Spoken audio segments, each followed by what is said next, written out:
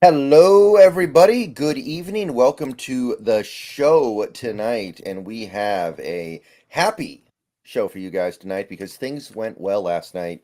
Things went pretty close to as well as I think you can hope for a modern NFL game. And we got to talk about it. We got to break it all down. We got to figure out exactly how it happened, why it happened, how can we make it happen again? How can we get that result over and over again this year? I think we'd all be pretty happy about that. We're gonna try to figure it all out tonight. I am here with Brandon of the Hawks Nest. How you doing tonight? I'm always good, better after a win, but better after, especially this kind of win, like you talked about. That's got a lot of good to talk about with it, and on top of, I think, encouraging signs for going forward. Not just in that you came away with the win, or you scrounged it out, or you tough through, or it's a dirty win, and we just kind of get the ball bounced away at the end. You won this in a way that I think is a way that they can look at as kind of a model. Right, right. I think that if we could find a way to play that well every week, we'd be headed towards some big, bright things. But Yeah, so this game, just to quickly recap it from a distance, because we don't really have any Seahawks news today. We haven't really heard anything concrete. We've heard the generic things like, "Oh, this guy got hurt, but he's going to be okay." We're going to have to see how it goes during the bye week. The generic stuff that all coaches say for most injuries. So, does seem like we got out of there with minimal damage, though. So, I'm going to definitely call that good news. I'll take it. MetLife for how many men that how many souls it's taken for the little bit that we had to give to the volcano gods of that stadium. I'm perfectly happy with what we did walking out of it. That's right. So, I think we can just jump right into the game here, basically. So, I say let's do that. Let's do it. 24-3. It was a blowout, relatively speaking. It was a pretty well dominated game by one side. And if you were just to go over it broadly, how would you how would you do that? One of the first games I think we've seen here in recent years that we can really firmly, and there were some good defensive performances last year where you could maybe say this, but I think those were also ones where it was a little, yeah, kind of. This was one that was really driven by the defense to me, from putting points on the board like they did to the fourth down stops to bailing out an offense that needed bailing out. This was a week where your offense was going to have its struggles, and I think it was understandable. Every team's going to reach its point where there's too many injuries on one side of the ball or the other, and when you get to five of your offensive linemen out, you might be reaching that place. You might be entering into that zone, and I think we did what we could do. What meat was on the bone to eat and take a bite of from that offensive perspective in this game. I think they did so, with an exception of some things we'll talk about with Waldron's game plan, but. This meant the defense had to roll. And with that necessity, Brendan, not only did they just, kind of barely hold through, they dominated through. They stamped it down. And I think I saw that this was like with EPA standards, some of those advanced analytic range things where they determine game wins and how dominating an effort is from the defense with all of the stats distilled down.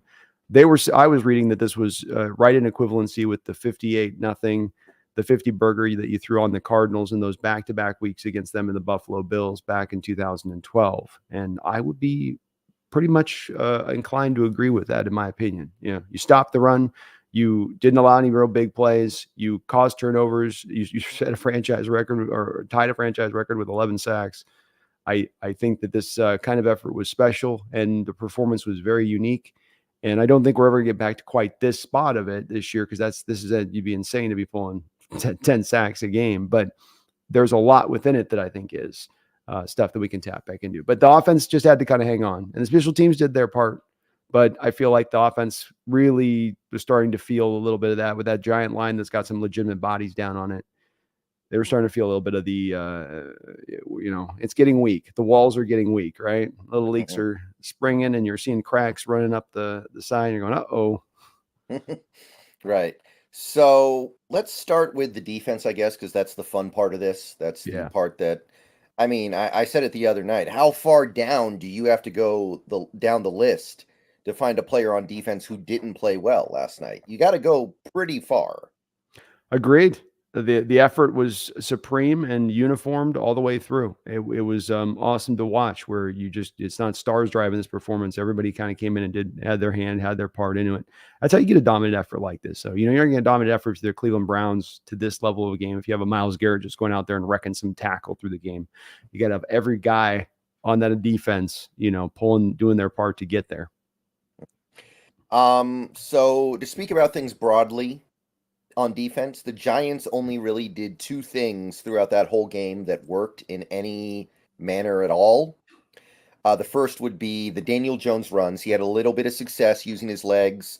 He led his team in rushing by far. They were able to do a couple of nice things there, and he was able to get some things going with the little checkdowns and the quick passes out to receivers, which to me is just the kind of the scheme.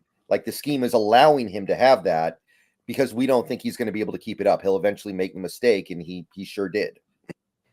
Yeah, I think it's also certainly a little bit of the coaching staff deciding to take a turn in this game too, Brendon, in their approach in attacking it, because there has been less of the off coverage dropping to cover 3 specifically, which is to me the main thing that a quarterback like Jones is going to salivate over, because he sees the off corners prior to the snap, and then he sees the corners bailing another 3 yards, and if he has an out route, a stop route, a comeback route, all of those are going to naturally win from a leverage standpoint against that coverage. Hawks have started to bring at least the corners up into more of a press look, so he can't read it. You can't read it as true and pure when they're dropping into the bail, because it's absolutely when they go to that bail technique, you can see what they're doing with it. I mean, it's literally flips the opposite way their hips would flip if they were running man coverage. So it's really, really easy to recognize when they're going into it.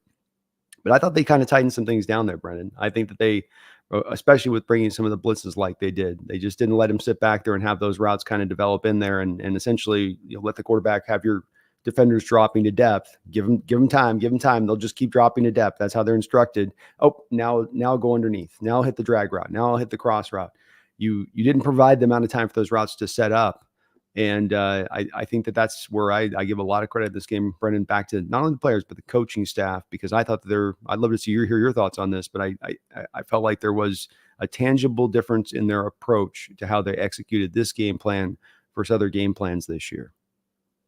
I mean, I like the blitzing. There was some really nice blitzing in this game, and the blitzing worked. How many times did we get a free runner in? How many times did we completely blow up the play before it had any chance to go anywhere because of a blitz? I still feel like there were a few too many soft zones. You're playing the Giants. That's not a team that's really going to threaten you down the field. I would have liked to have seen us maybe pressure them a little bit more at the line of scrimmage, challenge them on those short completions, but I think that the game plan, I can kind of understand it, right? Because Daniel Jones has shown he's not the kind of quarterback who's going to be able to just do that for 60 minutes and never make a mistake. He's going to make the mistake, and he did. He did. So I get it, but at the same time, I can kind of understand why. I can kind of understand why we did it in this particular circumstance. Maybe a setup on him where you're setting him up in that, okay, this is the defense he thinks he's going to see today, get him comfortable with it, and then you sort of flip it back the other way with it, something like that. But however they arrived there, at least they did arrive there, Brendon, where it was not them just allowing him to sit back through a game and be comfortable and be steady with that line where it's at. You put them on the attack, and especially once they lost their center, I had some wonder about this, about who maybe who's the line caller at that point. Daniel Jones doesn't strike me as the guy. I'm not trying to throw more shade at him. I know he's getting a lot already, but he doesn't strike me as the line caller guy on an offensive line, really. Like, he's out there able to see and read things really well and make the calls out and all that. I would reckon to guess that John Michael Schmitz was probably the guy they leaned on for that. He goes out of the game. Your left guard Lemieux slides over to the center position. Go on the attack. Challenge their protections. Can they handle picking everything up pure? They're going to make all the right calls at that point, especially if you're exotic in your blitzes. And that's where they had some blood in the water. And rather than just kind of letting them get off the hook, slide off the hook with it, they pulled that hook on the line. And that's the big part for me on this defensive performance coming out of it is, yeah, some guys stepped up. That's for sure. And the players got to make this work. But it's the coaching staff having the balls, Brendon, that they sometimes don't always have had the guts to do, and dialing those up like they do. All right, so let's just go through. I'm just going to name some players on this defense to talk about who I think really stood out in a positive way yesterday, because we could sit here for about 3 hours just talking about the guys on defense because again, pretty much everybody showed up. Maybe Daryl Taylor was the one guy who left us a little bit wanting, right? Maybe he was the one guy who didn't get in on the party. Yeah, that's probably about accurate. I think he's getting some of his snaps. Obviously, a lot of his snaps taken out. The boy has ascended fully, and I think that the club likes Derek Hall quite a bit. I think some of that's come down to his cost of things, but he's not when he's out there necessarily showing you a lot either. Yeah, exactly. So let's start with Bobby Wagner here because he kind of got lost, I feel, in all the stuff that happened last night with the sacks and the turnovers. But 17 tackles, and usually when he has 17 tackles in a game, I'm not really happy about it because it means our defense was on the field for 58 minutes and he just had to get tackles because the other team always had the ball. That wasn't really the case last night. His tackles were productive. He had 2 sacks as well. His average depth of tackle this year is really good. It's like 2.2 yards down the field against the run. He got beat in coverage maybe twice in this game, but it wasn't anything that was that big of a deal. Breida got him once, and I think a receiver got him once. That's about it. Like, is he on pace to have maybe like the best year of his career? Are we in that area yet? That's actually a really interesting question, and one I haven't really spent, to be honest with you, a ton of time considering with that. 91 grades by PFF coming out of this. He's going to be one of the highest rated linebackers by PFF, no doubt, after this week, I'm sure. Very much maybe. You look at where that run game was last year, Brendon, and where it's to this year. This isn't a run game that's just merely going from 30 to 15. So run game defense that's going from that 28 to 30, wherever the hell it was, the end at the back end of things to the front end of things. And you look at this roster defensively, and not a lot has changed on this team. Yeah, Jaron Reed. Yeah, Mario Edwards Jr. helped. I'm not going to say this is all on Bobby's back and he's just pulling the whole load here, but it's been him to me, in my opinion, Brendon, standing out here at the forefront as the reason why this run defense has improved. First, before we get to anything he does as a pass rusher and whatever he does as a leader and whatever he's doing right now in coverage. Still comes out of this game with a 72 coverage. It was the thing that drove me a little bit kind of batty this offseason when people talked about how bad he was in coverage. Is like, okay, you can sign me up to that, but build your case. You can't just blanket say, well, a guy's bad in coverage because I see his feet are slow. PFF coverage scores are still solid down the line. I think he was 75 last year. If he's a 72 PFF grade this year or somewhere around that, which is where he's probably going to be about when he settles in, that's leap years ahead of Jordan Brooks and Cody Barton. So giving us good there. And then you get the leadership. And then you get maybe one of the best blitzing middle linebackers in the sport on top of all of that in addition to it. And all for the bargain-based value of a 1-year, $7 million deal. Bobby has been absolutely a godsend to this defense. I give him a huge amount of credit for that run stopping defense. He's probably doing a lot of calling out and recognizing plays before it happens. You can see the instincts in the run game, where it mitigates the lost steps, Brendon. It really does. I've watched so many snaps of where you can see him taking 2 and 3 steps there where a Cody Barton would have stayed flat-footed on that play, probably would have backed up a step post-snap. And it's really a cumulative 4-step, 5-step difference between those guys on where they just start the play out because of their instincts and ability to read the play. Bobby's been fantastic, man. And he may be on pace to, heading to that spot, especially if he ends up at like 8 or 9 sacks or something like that. I mean, he'll start making a real strong case for that being the way this will play out. Yeah, he's on pace for about 212 tackles, which would destroy his former career high, and I think also be an NFL record. Now, it's a 17-game season now. That doesn't mean as much as it would, but it's still pretty crazy. And usually, I'm not a big tackle guy, but if you're getting productive tackles, then it's fine. And he is. He has one of the best average depth of tackles in the league. Yeah, I think I agree with you on the same thing. And the bottom line that you are stopping the run in addition to that in all 4 games, that you haven't had any game where you've let this slip. This game, even like the only way they got the yards was because Daniel Jones can't sit in the pocket for more than a half seconds before he freaks the hell out. And so, he's run city that beefed up their numbers a little bit, but you're being absolutely fantastic on that area of stopping the run. And I just feel like, he's right there at the forefront. He's getting help. But man, he has been just what the doctor ordered because that position was so lost last year. Seems like the only thing is we can't run cover 1 with Bobby. Like that kind of hangs him out to dry in coverage, I feel like. That was one thing that was getting called out a little bit in yesterday's game. That was the 22-yard catch that Breida had. He beat Mhm. Bobby, and we were in cover one, and it just he can't keep up with those guys anymore. That's the one thing that I think we need to pull back a little bit. But other than that, um, Well, the that's where coverage really has not been a big problem this so far this year. I don't think they'll probably ever do it, but that is the opening to me where you could eventually bring out a Jamal. And I mean, it'd be probably a tough to do, especially with him having the year he is in Bobby. But the coaching staff was seeing that kind of stuff where teams were able to really attack it. That you could flip, you could flip Jamal down there occasionally and Bobby off the field. Like if you're in a dime package, Jamal would become your dime linebacker, or the only Mhm. linebacker on the field. But I don't know if they'd be willing to do that. I don't know if Bobby be willing to be talked off the field with it. But I think that that's just going to be the part of his game that does exist. That is the troublesome part. I don't think though that it certainly doesn't take anywhere near even make a dent into the value he's bringing on the other side of it in a variety of Right. ways. Okay, next up, how about Jordan Brooks? Because we just kind of mentioned him a little bit in tandem with Wagner. You get the green dot off his helmet, and it seems like he's just more liberated to go play the way that he needs to play. Just he doesn't have to think as much. He doesn't have to worry about where everyone else is. He just worries about where he is. And again, I've said this after almost every game this year. I feel like he's playing the best football of his life. I don't remember ever watching Jordan Brooks in a previous year thinking, wow, I'm actually thinking this guy's one of the better linebackers in the league. I always thought maybe there was a point where he was a little above average, but I never thought he was really good until this year. So far, it just seems like he's all over the place. And I don't know where it's come from, but I think it's the case. I think it's there.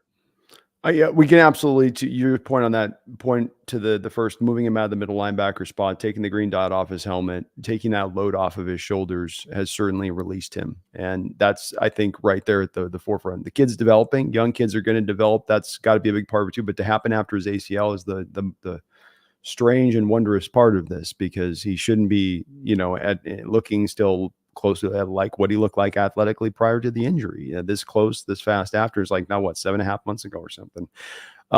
But he has been great. I don't know, Brendan, he hasn't posted a 70 coverage grade in his entire career in a game, I don't believe. I don't remember I, ever seeing I that. mean, if he did, it was probably in a game where he got targeted like once, right? Yeah. I mean, that's literally a 70 grade is like double the grades he was getting in coverage last year on a consistent basis. He was posting 35 and 40 grades in coverage. This game, he posts a 70 grade. You're right. That part of his game, as much as anything, has taken big steps forward and has been really impressive. And then we've gotten to see now with the Hawks embracing this blitz thing. I've talked about all these players that fit into the alignment of being blitz favorable. Hmm. Be it your man cover corners on the outside or getting Julian Love in the slot, manned up, and then having blitzers like Jamal and Bobby. And now we got another one and another one. We're like, and another one and another one. We got another guy that looks like he excels in maybe a kind of an attacking more mold. Because I'll tell you this, Brendan, when you got Bobby Wagner going on a blitz and when you got Jordan Brooks going on the blitz, you know what they're not doing? Covering in space. Yeah, covering. They're not covering. Exactly. That's why I've been advocating for it, and hopefully, last night was like the time when the rat accidentally pushes the button that releases the cheese block, and then That's they're right. like, "Oh, I got to keep pushing this button. I got to keep pushing this button, man. I can Right. keep getting that cheese." Endless cheese blocks, man. Yeah. So, yeah, I'm very impressed with Brooks so far. I'm not necessarily advocating for us to give him a monster extension at the end of the year because we don't really have that much money to go around anyway. We're already pretty close to tapped out with the money we've given out. But for the first time, I'm looking at Jordan Brooks and saying this is a good player. This is a plus player through 4 games. Yeah, I agree with you on that. And then let's remember with the middle linebacker price on deals like Tremaine Edmonds and Roquan Smith last year, the market value on a guy like Jordan Brooks that you might think it's at a spot where you're going to get him here. And it's like, no, it's going to cost you up about here. And that's where, teams are, it's going to get too rich, like you say, right? I think the Hawks blood, but this is what we want him to do is excel this year and help this defense out. And right now he's been a really good addition to this defense. Him and Bobby working great in tandem. They've been together. That's a part of this too. These guys have been together for a couple of years. And they seem to be very synced up together in how they operate with each other and communication and both being on each other's, P's and Q's a little bit. You got to work like that, kind of like you got a line driven between you a little bit as linebackers like that. And they're doing that together both. So he's been great. And the cover stuff's wild to see him take the steps forward, but it's awesome to see. By the way, just to put a bow on it, Bobby Wagner's average depth of tackle so far this year, 1.9 yards down the field. Jeez. And Jordan Brooks is 3 flat. So the fact that our top two run tacklers are doing that well tells you most of the story as to why the defense is playing so well so far this year. Yeah, as opposed to having like two safeties that are leading your team in tackles like we've had at times in the past. Right. Let's see here. The Snail, thank you for the $2. Is the Bengals line significantly better? I think every line is significantly better than the Giants line last night. Yeah, that's where that line state is, and missing their star power like the Giants were. I don't know if we're going to face this year. Maybe the Cardinals game, I guess potentially a line that's in tougher shape. They've got a couple bookend tackles with Orlando Brown, who's a Kansas City Chiefs left tackle that they signed for $1 gazillion to bring him over there. Jonah Williams, a former first round pick, who's been okay, and then the interior of their line's just all right. Cordell Volson, Ted Karras, and Alex Kappa. Ted Karras, son of Alex Karras, of course, former. Giants would kill for all right now. The Giants would love this line. This line would make them feel like they had all pros across the board. But it's really with the Bengals beyond the offensive line when it comes to Burrow, and this is even really to me this way when it's him healthy, and that is, and we'll certainly me and Brendan be diving into this when the pregame show and whatnot. But it's really about. He's wanting to get the ball out of his hands and lean into his reads and his anticipatory throws. And it's how you can take that away from him and make the game harder, make him have to hold the ball longer so that your pass rush has the time to get there, as much as the Bengals are just so great at blocking. Because Burrow's such a very decisive decision maker back there, and he tends to be right in what he chooses to do post snap. But yeah, I don't think you're playing a line as bad as the Giants one that we dealt with last night. Remember, I mean, Evan Neal looks like he's not even trying on some snaps. Even that guy, like you say, he's a Giant starter, but that doesn't actually mean anything right now. He looked lost, man. He looked lost, and he blew that one protection assignment that everybody's, railing on him on, and it's rightfully so. I mean, it looks pretty obvious when you have a free rusher on the inside that, and Waller's blocking the gap, and he's treating like Waller's out there trying to chip the guy. Waller's heads up on the guy blocking him, and he just sort of rolls over Waller to try to retake over the block. And meanwhile, our inside guy comes free. Bad look by Neal there. I mean, just complete brain fart mode in that moment. But yeah, they didn't have anything, I don't think, of any real great use in that game last night. That was all across the board, I think, pretty bad for them. Yeah. Joshua Carlisle, thank you for the $9.99. Glad to throw some cash your way after enjoying the content almost daily for some time. Eager to hear your guys' thoughts on the tackle on Geno. Also, Brendan, ever heard of artificial silence? Well, I've never heard of artificial silence. Not sure what that is. But let the Geno tackle. Let's just jump on over to that, since I know we're talking about the defense first. But let's spend what do you make of it? Geno's got to knock the ball down. The quarterbacks do this every time this ball gets knocked up in the air. These guys have the competitive heart. Brendan is beating with such pride in those moments, and the ball's up in the air and it's floating, and they're like, I'm gonna get this and house it. Watch me go. And then it's just like, and there's a defender right on top of him, and it's a -1 yard gain, and they look really dodgy doing it. Just Brady always understood this. You never saw Brady trying to catch it when the ball got knocked back. Ball be knocked back and he'd go like this. Or Peyton would do that too. And really where we get to the start of that play, why that play happens, is Geno not making a smart choice on a ball that's knocked down and just live to play another day. That's how you play that. Instead, he tries to run it. Now, he's a runner. He's not a quarterback at that point. He's not a passer looking down the field to throw the ball. There's not the protections in place for him like you might have the protection in place for a quarterback. This new tackle problem that offensive players are having with defensive players, with this guys get drugged down and the defender ends up on the back of their legs, and offensive players hate it, and they're like, this is dirty. You guys can't do that. I do really end up sympathizing more with the defenders in this situation in saying, what do we want these defenders to do? They can't go high And then when they go low, you get the offensive players bitching and moaning about my knee, you got to do my knee. And then when they go, and try to pull you down just to pull you down, and it's like, well, don't get on my back and my ankles red. Fall yourself to the side as you're pulling me down. It's like, you're trying to take a man to the ground, doesn't want to be tackled here. Like, it ain't like it's just a guy's like, okay, gently lay me down. Let's go. Just put me down the pillow whenever you're ready. And I think offensive players sometimes get a little bit of that feeling in their head, like, that's the way that this plays out. It's a tough tackle, but it's been one that's been in football for many, many, many years. And it is one that can cause injury at times, but the sport is violent. Injuries can happen. I have a hard time going and looking at defenders telling them we need to add another rule to make tackling even harder on you. As it is the sport right now, we're having a tackling problem throughout the whole sport as it is. And we're going to make it tougher on these guys. Haven't we made it already easy enough on offenses as it stands? Just Yeah, my I opinion.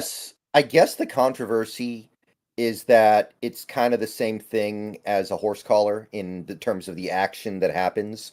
So they're like, okay, if you got rid of the horse collar, this is basically a horse collar, just the hands in a slightly different place. But I don't know what you do in that circumstance. I at a certain point, I don't know what the defender's supposed to do, and I understand it when they're protecting a quarterback because I think the NFL's admitted, look, it's not fair. We're going to protect quarterbacks.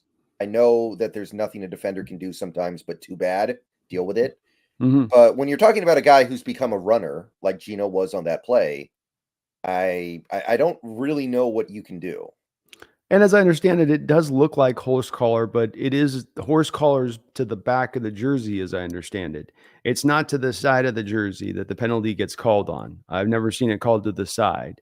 And this is where we get to that. You've got a defender approaching an offensive player.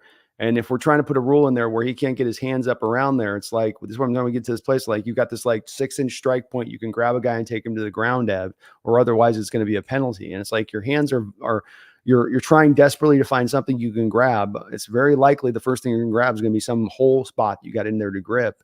And if it's on the side and the rules say that it's only the back that's the horse collar, they're playing within to me, the scope of the rules. And if we got to change the rules, do that, I guess they'll change it if it eventually comes too much of a problem. But I just feel like it's not that big of an issue. And frankly, we got to stop making every rule change in the sport to the benefit of the offense, because we'll eventually get to a place where it's just impossible to play defense.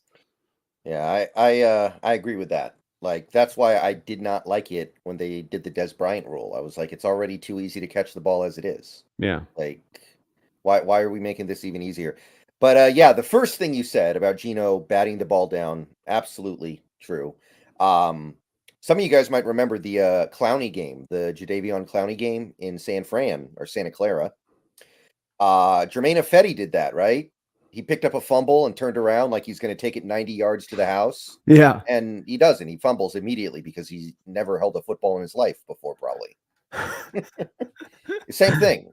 Oh, it is. Well, and I have a feeling, guys, that the sport moves so fast. That ball's in the air. You probably peripheral seeing this huge open wide lane like below your eyes, on the eye line as the ball's up here. And you're like, oh, I'm going to, and your whole head's doing this imagination where I'm going to do it. I'm going to do my Barry Sanders. I'm going to shake this guy. I'm going to do a spin move after that. And then it just all suddenly everything gets really fast, really quick at that point. Let's see here. David Pugh, thank you for the $4.99. Swiss Army Spoon. Yeah, I'm bringing this up again.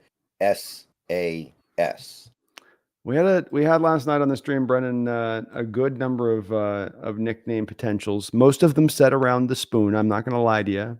Here's the current list. We've got Spoon Man, Big Spoon, Swiss Army Spoon, Monsoon Spoon, Legion of Spoon, Dirty Devon, Harpoon Spoon, Wither Boom, Devastator, The Hitman, Spoonami, Wizard Spoon, Bone Shiver Spoon, and Spoonifer, like as in Punisher, but Spoonisher. I don't know. None of those are speaking to me off the rip. I got to be honest. Yeah, none of them. Those are Cambodian beef sticks. Strong. I'll say that. Yeah. Maybe he doesn't need a. Maybe it just can be Spoon. It's the nicknames. You'll know it when the right one lands. You know it. You know what I mean? That's the other thing too. But I don't know. Spoon's been used too much. We got to find something else more than that. That's too late. It's like going with the J Rod, like A Rod, but now we got J Rod. It's like, come on, guys. We can get more creative than this. We can find something It's like Shaq here. went through all those nicknames, but the best one was always Shaq. That's true. That's Yeah. true. It was. He And maybe had Spoon. 100 nicknames. Certainly, Spoon's going to be something that follows him, often. But it would be cool if we could come up with something. Maybe a little bit of the tag team tandem with him and Woolen now set to go. Michael Centalonza, thank you for the $10. Great show tonight, guys. They were playing three safeties at the beginning of the game. If Adams doesn't go out, would Spoon have seen any snaps at nickelback and produced such a memorable night and future at this position? Yeah, that's an interesting one. Probably. So, before the game, Carroll was asked about nickel corner, and he said it's going to be a combination of Adams, Jarek Reed, Devin Bush, of all people, actually. And I think he had Witherspoon's name in there as well. Yeah, I would think what they would have done ideally is have Spoon stay on the outside. That if we want to get to kind of the brass tacks on this one. The reason being is that Michael Jackson hasn't played particularly well on the outside. He kind of had a couple moments in the Carolina game where he started, as the game went on, a little bit better, but I don't know that they have a lot of trust in him. I think that they had a lot more trust in moving Julian Love down the slot, Jamal down the slot at times. Julian Love is strong safety. I think that was the idea coming in. But then once you lose Adams and now Love's got to play strong safety 24/7, now you got to kick Witherspoon inside because you don't have another slot corner to call upon at that point. Devin Bush is not somebody you're going to run out there for a large part of the snaps, even if you had a plan to use him in a limited fashion. So it makes sense that they did what they did. Would he have had the day that he did? Probably not, because you're not going to blitz your outside corner at the frequency that you're going to blitz your slot.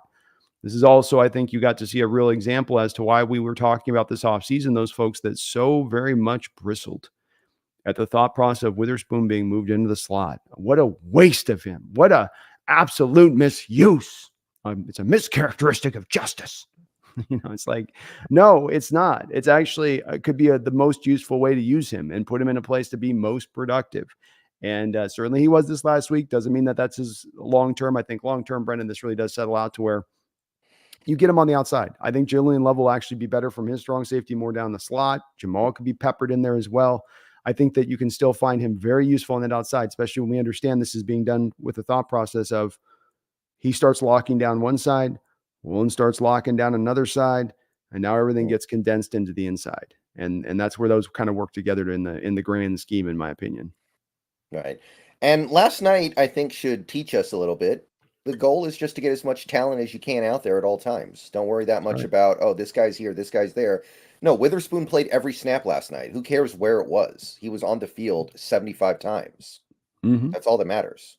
Best 11 guys, right? Just like basketball. Get our best 5 out there. Let's not worry about what's the position, though. Who's our power forward? Who's the strong? Who's the small? Who's our shooting guard? Let's get our best 5 guys out on the field, and let's let it roll. And they did operate, like you say, in that manner last night in their approach.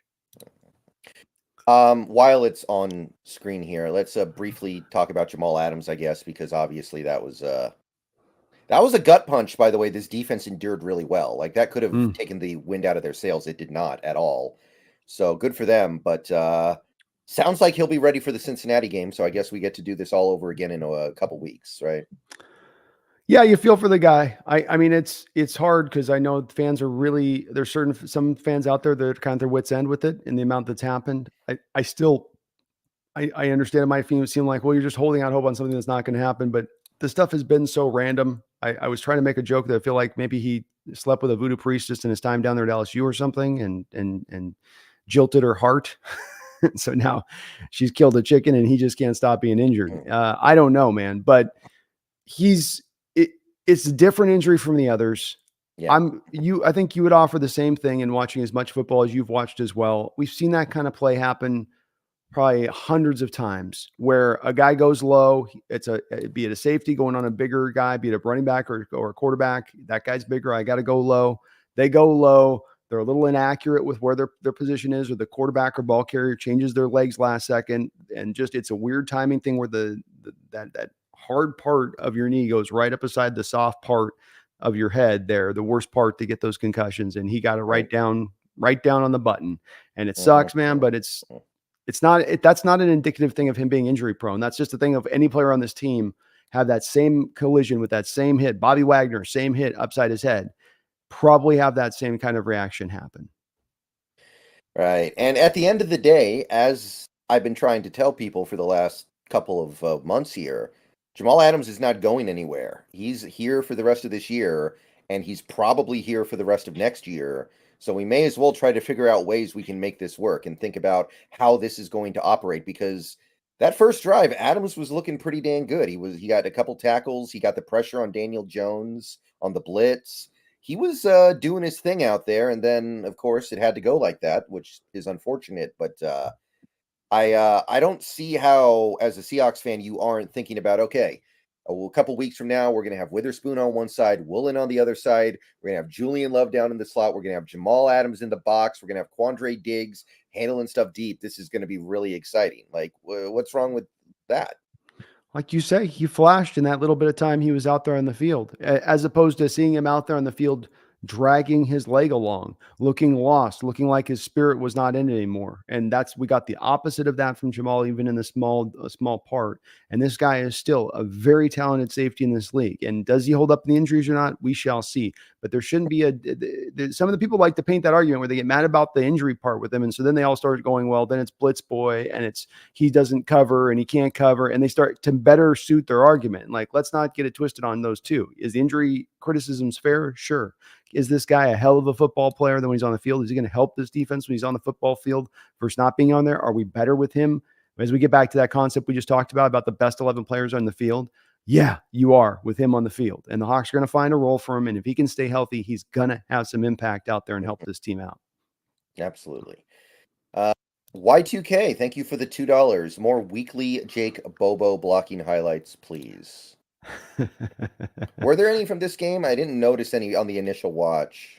I think on the Kenneth Walker run, the big one at the end where they broke the back, broke the back run. I think he was right there in the center coming down on that one, right at the center of the action on it. Okay. I got to check him out myself, but I'm sure we've got more than a few cut ups I can find throughout this year. I can put together Y2K of him out there putting in some work with some of the grades that he's got. You don't get those kind of grades from PFF as a run blocker, as a receiver, unless you're really sticking your nose in there and trying to do something. Absolutely. Kasra Solari, thank you for the $4.99. Everyone's saying we only got sacks because of the Giants O-line, but the Cowboys could only get 7 and we got 11. The pass rush is improving. It's annoyed the hell out of me coming out of this game. How about you, Brendon? I mean, I understand that what happened last night is an indictment on the Giants as well, don't get me wrong, but it was still an incredible game. Like, in many ways, history was made last night by the Seahawks defense. So this is not the first time in 50 years that a team has played against a team with a bad offense. It's not like it's not like the Giants never play football. They come out of hibernation once every 10 years to play a game. No, they're playing 17 games this year. And I'd be surprised if any other team they played this year has 11 sacks on them, no matter who they put out on the offensive line. Agreed. I think I would not, like you say, try to dress it up like we just completely won those matchups and it wasn't that they were bad or in a bad state, but this overstating of it, that's the only reason why we had the success, which has been painted, especially by Giants fans after the game, is inaccuracy. I think too, the Cowboys had the 49ers had 3, I want to say, in that game that they played at them in San Francisco. I believe they only managed 3 sacks on their end of it. So it doesn't quite add up when they're dealing with very much the same that they got to face, we got to face. So why didn't it go as bad, for them, especially because we're playing in their house? It wasn't like they're in Seattle having this happen to them. Yeah. We're in MetLife when this is going down. And so I think that this was really more, even if we're going, there's a little bit that I'd give to them being bad line, bad Daniel Jones performance, more to me that the defensive line taking it to them in this game because of the fact that not only did you have guys winning, Brendon, but you had the coaching staff dialing up the blitzes to make it happen. And without both of those two things, you don't get to 11 sacks. And none of that has anything to do with, to me, necessarily on those two parts, just how bad the Giants' offensive line is. It's twice. This is the twice this has happened in 50 plus years as an Oregon franchise. I'm sure you faced offensive lines along the way that were in that kind of state, that were beat up in that way. Yeah, and I mean, Daniel Jones did not play well last night, but you got to say he did a pretty good job evading the sack on some of those plays. So Yeah. it could have very easily been worse if we were playing Andy Dalton, a guy who doesn't quite have that wiggle to his waggle. It might have been 15. So Agreed. Yeah, no, that was well said, man. I mean, it was you had one where Mafe had him dead to rights, Draymond Jones had him dead to rights, the Jamal Adams one where he had him right in his hands. It was like he was slicked up like a greased pig at times, Daniel Jones. And I think that this is why when we talk about we're going to talk about the offense, I know soon, but this is when we talk about the offense and having given them room on this. It's very hard to play the position when your offensive line is under that kind of duress. It's hard to be functional and do anything at that point because it's just too many backups across the board that you have in, and there does reach that kind of that line where you go from, well, we can kind of hold things together to everything just sort of spills on the floor, and the more of those injuries kind of start to mount. right. Narc Diaries, thank you for the $1.99. K9 block was sweet. Bradford signed for fans after. Oh, that's Ooh, cool. very nice. The Seahawks fans certainly made their way down to the front rows after that game was over. I did notice that. Yeah, they were taking notice that we were in the stadium. They're like, I saw Witherspoon was like, oh, they traveled. They're out here in New York. I mean, wow, you guys are across the country. You're out here. It's like, yeah, we travel. That's how we roll, And I know that having watched the Super Bowl in New York, there are a lot of Seahawks fans who happen to reside out there for whatever reason. And so it is kind of interesting. And how about Bradford coming in again, filling in, not getting an easy draw with Lawrence and Williams down there as he's having to battle it out down there. I thought, again, he just showed some more of that real feisty spirit down in there. And especially on that little K9 run, which maybe what she's talking about there with the Bradford part down on the goal line, Brendon, where that's the one where Leonard Williams got pissed off. And that was really a frustration point from my perspective with Williams.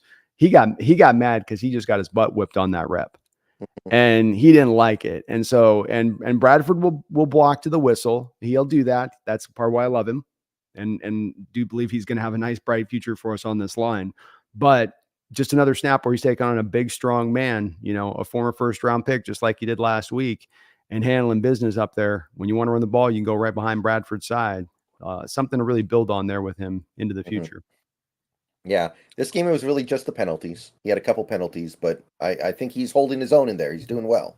Yeah. Yeah. I think it's just considering where we saw his tape at coming in this year. He's taken some huge steps forward. And I saw you dropped a video on Dickerson this year about the job he's doing today, or I believe it was today. Right. And certainly Bradford's one of those points of here's another one here too. We got a lot of guys we can point to that are evidence of Dickerson doing a fantastic work. Bradford's one of those guys. Yeah, we are not going to be able to keep that guy after this year. No, it's going to be tough. It's going to be tough. We're getting the pipeline going again, though. Canales, who, by the way, seems to be doing pretty well over in Tampa. Mm-hmm. And then we got Waldron, we got Dickerson. We're getting the pipeline going. It's okay. It's going to be like the Niners with their defensive coordinators, just for the offense. Just as long as Brendon, we don't call Tom. You know what I'm saying? Yeah. I hope we move past that. I think that's pretty clearly something we've learned from. Please God. Mm-hmm.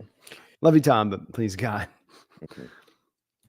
Revac, thank you for the $5. My friend accidentally bought us tickets sitting in the home section. I've never gotten chirped at so much until the third quarter when they all left. How about New York beating the traffic, man? Can't blame them. It was a brutal game to watch, and you have got your red faced coach out there going ape nuts over his quarterback, and the quarterback he's got the stupidest looking face. Does Daniel Jones? My goodness, some of the shots with him, I don't know what's going on, but he's got those just that Duke education. Just fake the face, like if you got a face like that, just hold that sucker down because it's a meme waiting to happen. Yeah.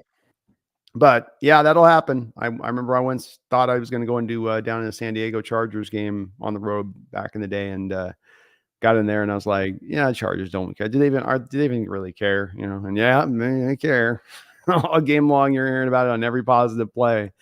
So I love that. That's the spirit of going in enemy lands. Yeah. I mean, there have been a lot of fights in NFL stadiums this year, though, like physical fights. It seems like it's up. I don't know if it's just because they get filmed more because everyone has phones now, or if it's happening more, but I'm noticing it more. It does feel like it's getting an uptick, that's for sure. It does feel like it's going through, and, you do get fans that'll be willing to go in there and they think it's game on, and they'll say some cold-blooded stuff to somebody that they don't know who's a stranger, and it's like, some people, you gotta be careful about what you say to them because you can set it off. It's Okay, that mess around, F around and find out? right. Let's see here. Kevin Lonis, thank you for the $5. MetLife might be a house of horrors, but we are still undefeated. Go Hawks. And then he also had this undefeated at MetLife. So I think he just wanted to specify that. Let's So go, I think Kevin. those two go together. But yeah, it's working out pretty good for us right now. I think we're 7-0 since the opening of the stadium now. I think So it's 6-0. 6-0, 6-0, 7-0. I I thought think 6-0 6 and coming 0 is in the right. game. That's what I thought it was.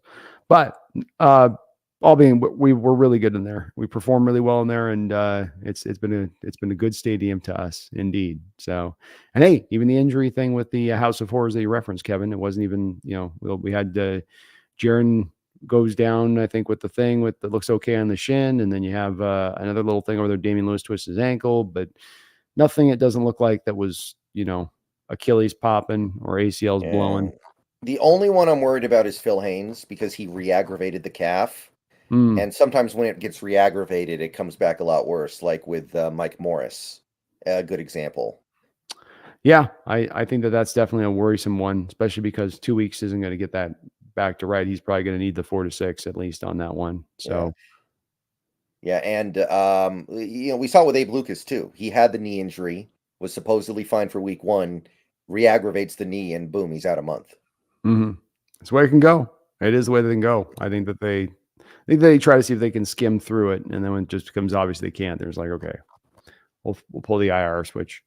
But luckily, Brad, for playing like he is, I know that does thin us out, but at least Yeah. you can hold the line if it has to go Yeah. that way. I'm a fan of what Haynes has done so far this year, but I mean, he's always been pretty delicate. So I think we know we can't depend on him going forward, really.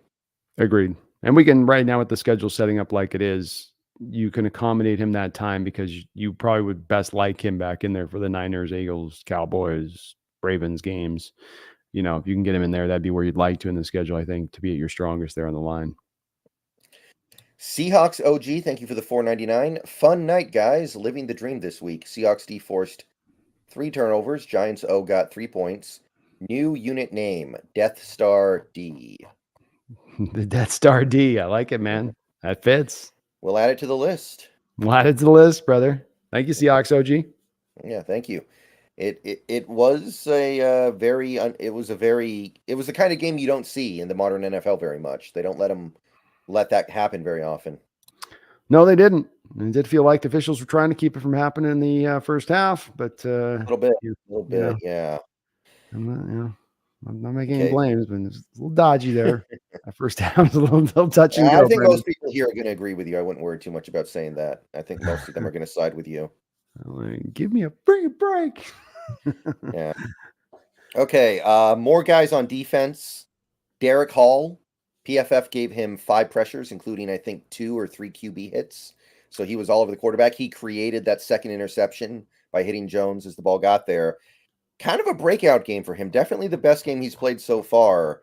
And Daryl Taylor, he's coming for your snaps. I hope you know what's going on there because he's coming for him. Yeah, it's not growing anytime soon. The team loves what they get from Hall. That's just you can see by the snap counts and how often he's just being used right now that they feel that way. Because right now, we're damn skippy on this. They want to, all things being equal, try to at the very least feature Taylor a little bit more, if only to create a trade asset for somebody maybe out there. But they like Hall. They like what he's running out there doing. The 3 things I've said he goes at you with here early on from Auburn was the long arm bull rush, this 2-arm bull rush, which he can employ. And then he can employ also, of course, that quickness inside laterally, especially when he's stunting. And what did he do on that Quandre Diggs pick, Brendan? It was skill number 3 that he utilized on that stunt ability to come back around and loop. And then he's just got a unique, for his size and build, you just don't think he's moving as quick. I think that quarterbacks can't, like they drop back and they're feeling the looper, and there's that kind of internal clock of, okay, I've got a second and a half before the looper gets to me and hits me. I've got enough time to get the throw off before he gets to me. And it seems like, and it's gone back to the Auburn tape with Hall, he always seems to get there kind of like just a half beat faster than the quarterback's anticipating to get there when he stunts inside, or he's going cross face on the tackle, and he's going from pushing a hard outside to just going inside. It always seems to kind of catch those quarterbacks like, he's on top of me this quick. There was one play where he was rolling out. Jones was rolling out, and Hall's in pursuit. And Jones thinks he can just get the ball. It's one of those ones where, he's rolling to the sideline. He's just trying to wait for something to break open, and then just ends up throwing it away.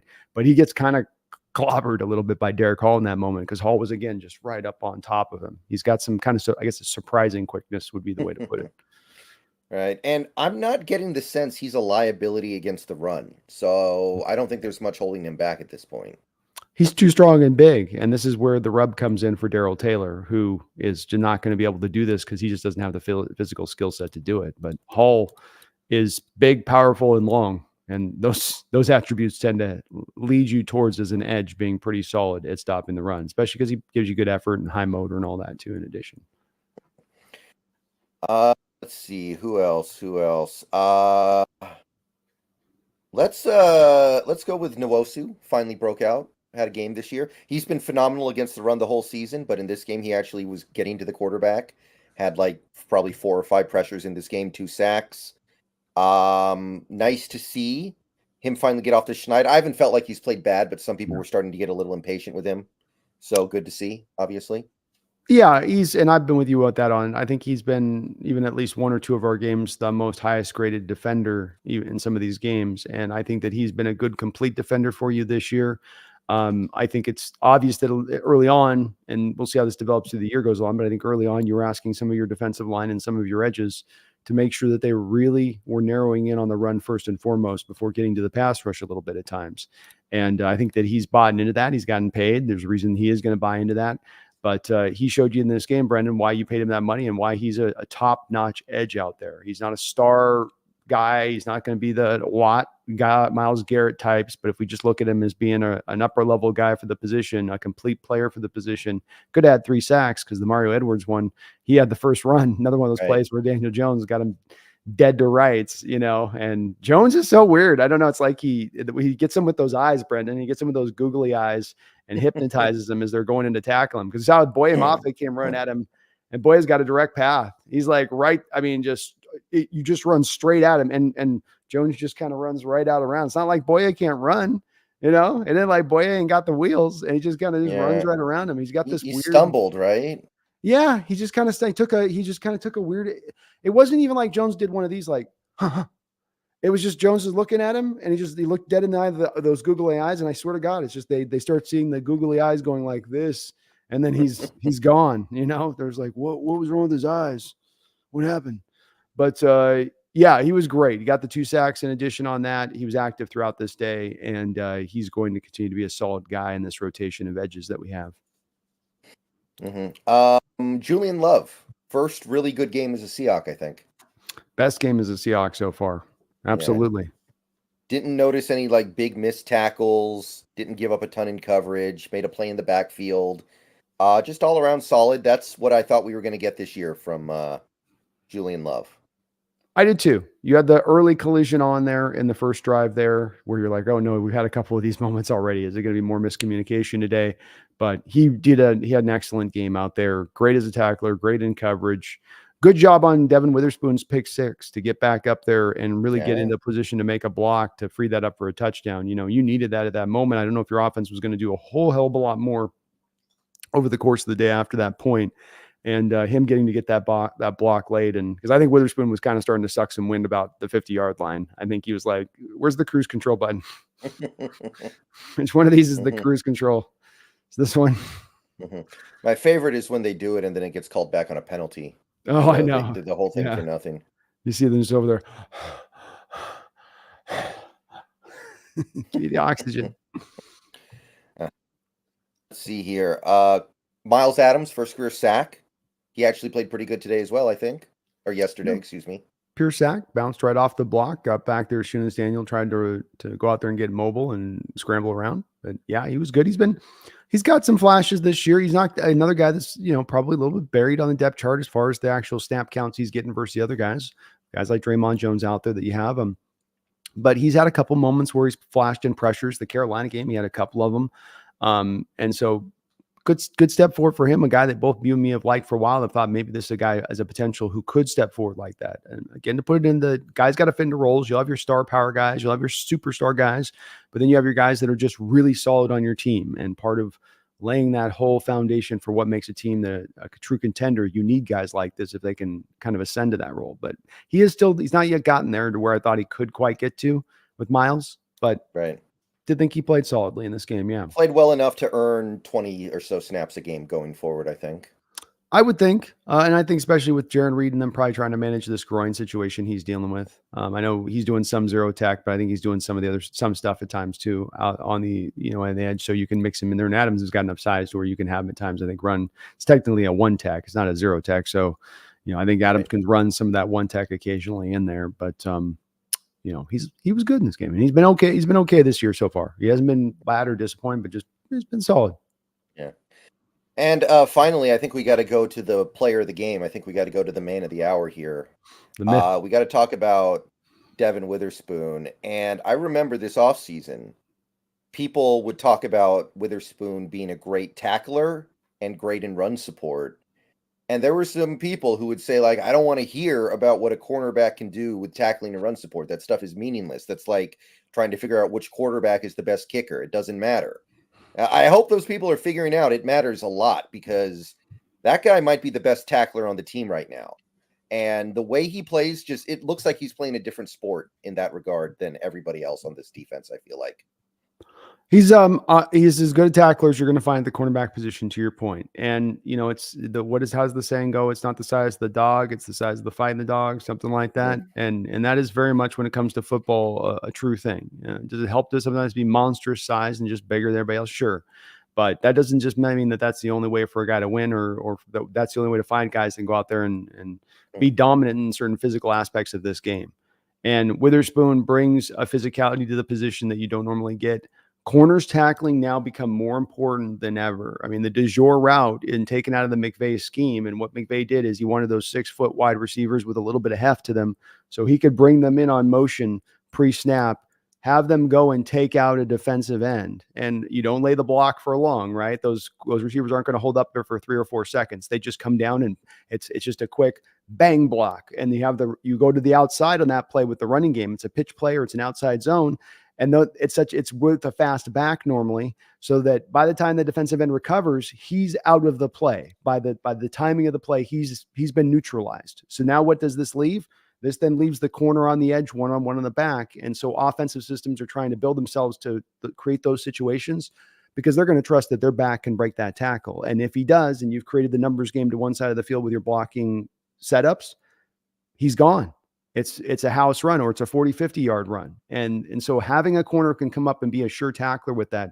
Looking at the Niners last year and how that defense played well, we get caught up in the front 7 and the front 4, and man, they just got beast up front. Their corners tackled last year. When they were asked to and tasked to, they came up and they played it like linebackers in their ability to go up there and tackle. And that's becoming more and more of, I think, an important part in this modern era, because of the way teams are doing so good at scheming up to neutralize your line and neutralize some of the other guys in the front 7 in order to put those corners on that island and say, can you hold up against this 225 back who's had some build-up speed coming up downhill on you? Right. And I'll tell you what I didn't expect. And I understand he was unblocked, but I was not expecting Witherspoon on the blitz to be such a problem. Like PFF gave him 4 pressures in this game. I only saw 3. I guess there was a 4th one in there somewhere. But is this going to be a thing going forward, do you think, with Witherspoon on one side and Adams on the other side, and you don't know who's going to blitz? You don't know if they're both going to blitz or one's going to blitz. Like, is Witherspoon on the blitz something you think that's sustainable, or was that just they gave it to him too easy? No, it is sustainable. And there's a very key point to this when we talk about both of them going from either side. And first, why it will work is for the same reason that you saw him reaching up over 20.5 miles per hour in the open field after the interception. He is very quick and he is fast. We get sometimes the one or the other with a cornerback. he brings both to the stable here. And I think Tariq Woolen does as well. But Devon's really got that to his game. And that does help to make a good blitzer, especially having that tenacity of willingness to tackle, right? You have a blitzer corner that blitzes, but if he's one of those business decision guys where I'm not really a big fan of having to tackle, they'll come back there lightly. You saw last night, he'll come back with force. There was one play there with that. If Daniel didn't kind of adjust the hit that was coming from Witherspoon coming off the edge, it was going to hurt. He was going to give him one of his Witherspoon specials. And why I say it's important with Adams and Witherspoon on either side, Brendon, is that we come back to the 5-man blocking schemes. And so you have a 5-man blocking scheme. And in 2021, Adams came here and you blitzed him at that super high rate to begin the year. You bring him down and it's a 5-man pressure look that you run. And the problem is you go to a 5-man offensive line pressure look, that's 5-on-5 then. So the offensive lines would just slide their protection. Okay, right tackle, you take Adams. Okay, guard, you go to end. Okay, center, you take on the defensive tackle. So everything just slides to the right. And it gets very simple for offenses then to adjust their protections for Adams when he's coming down that way. Now, what happens when I have the threat of it coming either way? Well, I might just end up sliding the protection away and leaving a blindside blitzer to have an open door straight to me as a quarterback, unhindered. And that's just what happens with those kind of things when you have both of them going, is that they'll slide it to Adams and then here he comes and it's going to be wide open and free because teams aren't expecting it. The other thing with this, Brendon, is they don't have a lot of tape on this kind of stuff with us. So it's not like, that's what they like to do. Look for this. When you come up, if you see Adams doing this, look for this read with that. You've never done any of this stuff. It's all being put on the tape for the first time. It's going to catch teams off guard and unaware. Yeah, I'm feeling like we got something really special that we're going to unleash as soon as Adams does get back. Which, by the way, from my understanding, he's not going to miss a game, so he'll probably be back for Cincinnati, and we can throw him at Joe Burrow, who cannot move right now. That'll be interesting. Very interesting to see where Burrow's at, and does change where my view is. It's one of the things I'll be watching closely this weekend with him. I think they take on the Cardinals. But seeing how he moves, because if he's near 100%, I think he's tough to deal with. I think we're going to have a hard time going in there and getting the win. Cincinnati's going to want that game, depending on where they're at, because I think they've had a little bit of scuffling early on here where they've kind of set some work up for themselves to have to overcome a bit. But if he's diminished, he is what makes not only that offense run, he is what makes, in my opinion, that team run. The defense is solid. They've got playmakers like Jamar Chase and T. Higgins, so it's not to undersell those guys. But to me, he is the straw that stirs that drink. Oh, yeah, definitely. And, of course, Witherspoon with the interception. Terrible throw. I mean, I don't think there's any doubt about that, but he still made the play. It's terrible throw. It's a real lazy route by the receiver. He runs that zipper route where he's supposed to like go one way and then come back the other way, right? Just like a zipper. And he sort of ran it 3 steps to one way and then didn't really end up coming back the other way. And then I think the other receiver was supposed to come underneath by what Daniel Jones thought he was going to do, and he just didn't.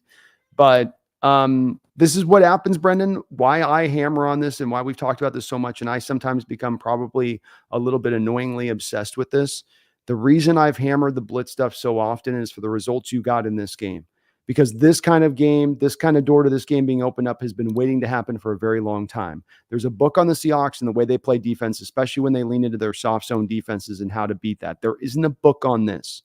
There isn't a cavalcade of plays that you can call upon to say, this is how you're going to solve this thing that we've never seen from this team or this defense or Coach Carroll ever before. Certainly not at the rate that they could run it. And when you did it, you set a franchise record. This is why I hammer it so hard, Brendon, is because it's waiting for them to take. Because unlike past seasons where you might have been in 2018 going, okay, defense we're a little bit away from the Legion of Boom days now. What do we do? Let's blitz.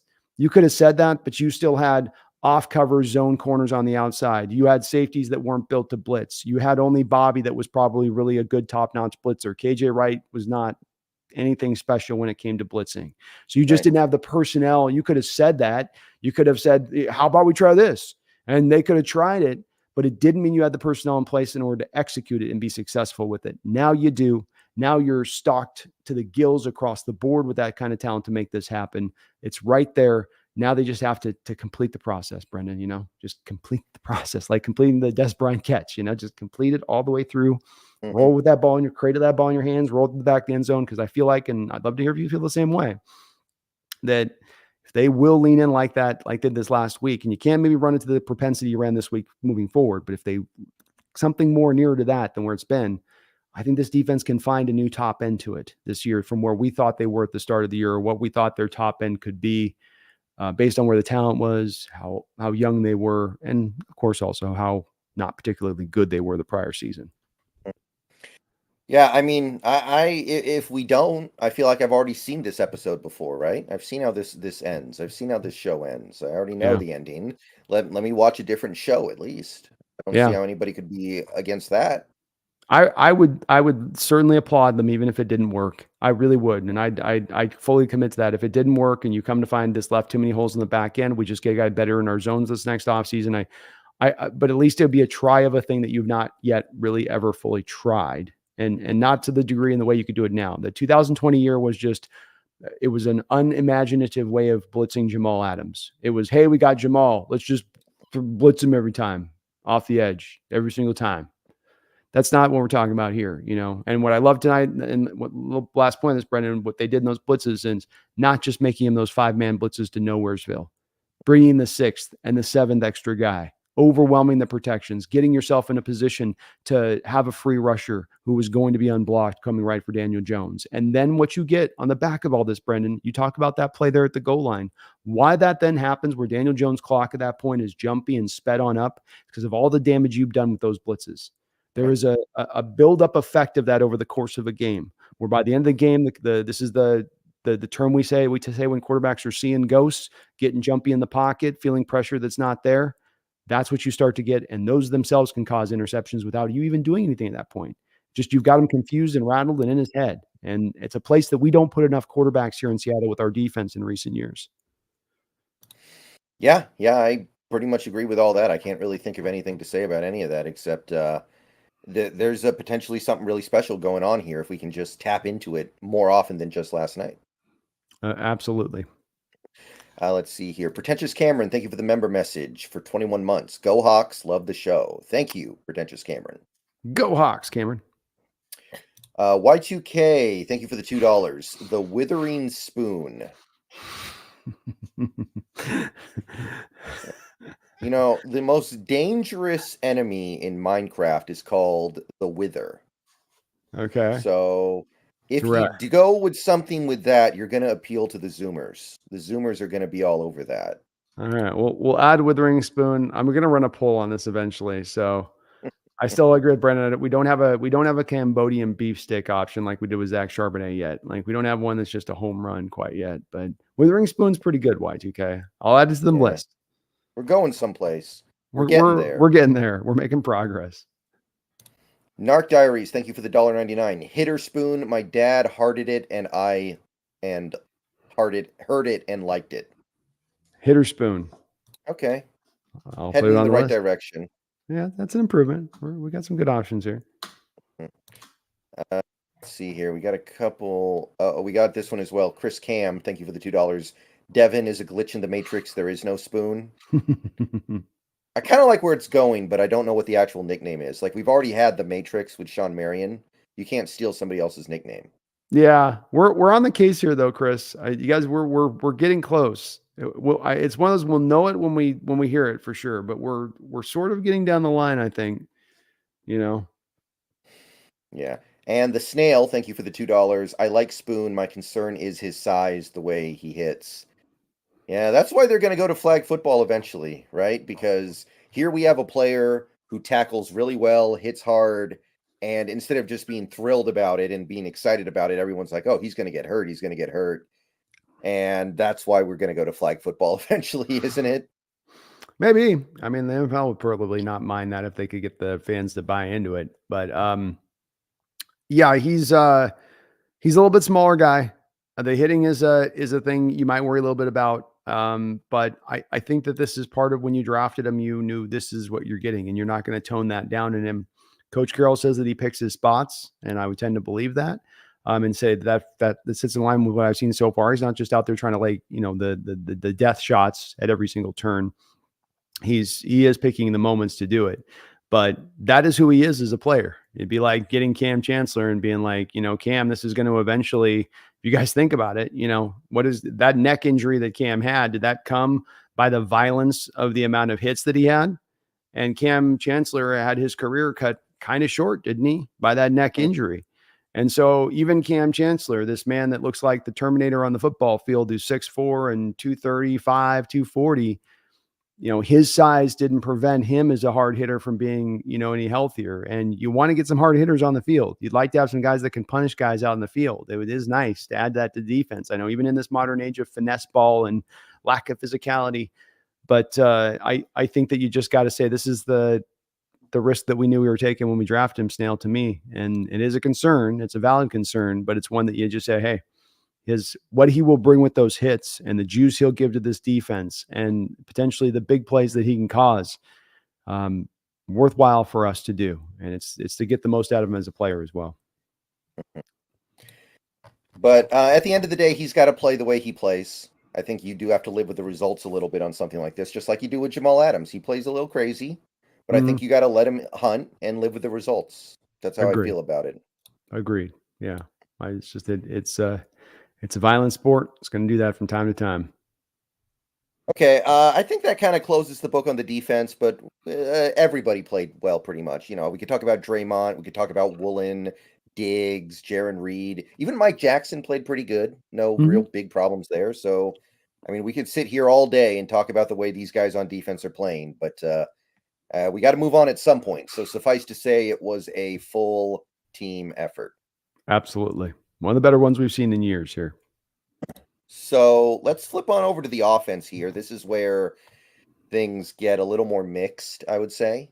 Things are a little less dreamland here. Very sloppy and weird at the start, that first quarter. Like, I don't really think it's a big problem that we had a lack of production. Like, the lack of production, I understand. We've got a full fleet of backup offensive linemen out there. So I understand that. But that first quarter, there was a lot of sloppiness. We had a ton of penalties, first couple of drives. There was the DK stepping out of bounds before catching the third down pass. He had a very obvious hold in the open field, basically in front of everybody. You had multiple calls on the offensive line, although the one on Haynes was BS. Complete. He got driven to the ground. He did not hold. Yeah, if he gets run over, and it's the officials don't call that. I've seen that happen throughout the NFL very consistently, and it's not called consistently by the different officiating crews. If you get ran over, you get ran over. That happens in football sometimes. Sometimes the guy across you is bigger and stronger. It doesn't. If you go flying to the ground and he rolls over you, then he falls down. It's like you're not tripping him. He beat you on the rep, and lost his feet doing so because he was so probably over aggressive in his approach like that. Yeah, but the one on Bradford was legit. The one on Metcalf was legit. That's fine. The offense just in general, that first quarter was tough. Although I will say, I don't know how they overturned the Walker touchdown on the first play. I didn't see anything conclusive. I didn't either. I'm still a little scratching my head on that one, but whatever. So there's a little bit of drama on that side of the ball as it goes along. We're getting all these injuries. At a certain point, it's like literally every spot on the offensive line is occupied by a backup or a guy playing out of position. So there's only so much you can expect. I'm not really here to run anybody down. We already talked about Geno getting hurt a little bit. Obviously scary. I think Drew Lock played heroically. I was proud of him. He didn't play perfect. I liked what Drew Lock did more or less. Receivers not really helping him out. And honestly, overall in this game, I think if there was any part of this team that underachieved a little bit, it was probably our receiving core, which is supposed to be a strength. There were like 3 or 4 drops. There were some penalties. Not a great game by the receivers as a whole. But I guess you could say they did what they needed to do. Most of the points were created by the defense off of turnovers. They're not getting helped out by their kicker right now at all. Their kicker's not really doing much to support. But I just can't get that mad about most of the stuff that happened on the offense because, I mean, you can look on the other side and see what happens to most NFL teams when they have their entire backup offensive line out there. And then you look at what we're doing. The ship is still floating. It's just not going as fast as we would like it to. So that's kind of how I feel about it. I think you're being really correct and right on this one. And it's, football, as fans, we definitely have expectations and hopes and wants. I think we got to, as much as we can, be realistic in our outlook of things. I think one of the things that it strikes me oftentimes, Brendon, with people that do the evaluation of football, and this is talking heads or people that just look at the sport. But something that jumps out to me with them is the lack of building in and thinking about what's going on with an offensive line as it equates to the performative level of the offense, and specifically the quarterback and how they're doing, and what, if they're under duress, or if they're stressed out, or they're not able to now look functional, and they'll come back and they'll say, oh, Justin Fields, he sucks. He can't do anything as a quarterback. He can't. But we come back to the base terms there with Chicago, where, yeah, but you never got them the offensive line. Is him not sucking? Is him playing bad through this time having a lot to maybe do with the fact that that line in front of him is a crap show, and he's having to overcome that week in, week out? And if you do that over a year or a 2-year time frame with a young quarterback, you're going to, build in bad habits. That stuff comes back to this. And I know that's a different thing with us here, because there's a young quarterback and Geno Smith with him back there. But it is then back to, it makes it hard. And it makes it not just a little hard, it makes it really hard to try to go out there and make something happen. We saw in the second half of that Rams game where we got 7 yards over the back of that whole two quarters of play. Once we got those first 2 backups in there before they had a chance to kind of, okay, how are we going to fix this? What are we going to do to adjust around this? How can we get this to, and so them to get to the functional state, I think, is absolutely been awesome. And Waldron gets a ton of credit. Dickerson gets a ton of credit. Pete gets a ton of credit for being willing to not just go into the box and try to run the ball 24/7 over these last 3 games. Because the old Pete might have done that. Old Pete might have, again, 3/5, 4/5 of my offensive line. We're running the ball 65% of the time. And we're going to just try to grind this game out on our leather ass and try to make it happen. And he didn't do that, Brendon. And I think that to me is all of those guys get lauded for that and doing that. One thing I will say in this game, though, we got into the third quarter, and there was a point where we were passing to run at about a 5-1 rate as we were pretty deep into the third quarter. And I love what Waldron's done, and he's been magnificent in his play calling. I didn't quite understand, though, how you go on the road into New York. You're down 5/5 of your offensive line by my measure of it. You move Brown out of center to guard. You are 5 new offensive linemen to me at that point. I don't care if he was a starter at center. How you don't have a little more balance built into your play calling, especially when you have the 2 running backs we have that have shown they don't need things blocked up in order for them to find yards, and not just a few yards, but to break off big plays, even including in this game. And including the fact the Giants aren't particularly a great stop in the run.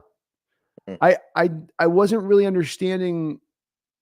I could see in Detroit conceptually what Waldron was trying to accomplish. I could see against Carolina Panthers what he was trying to get done.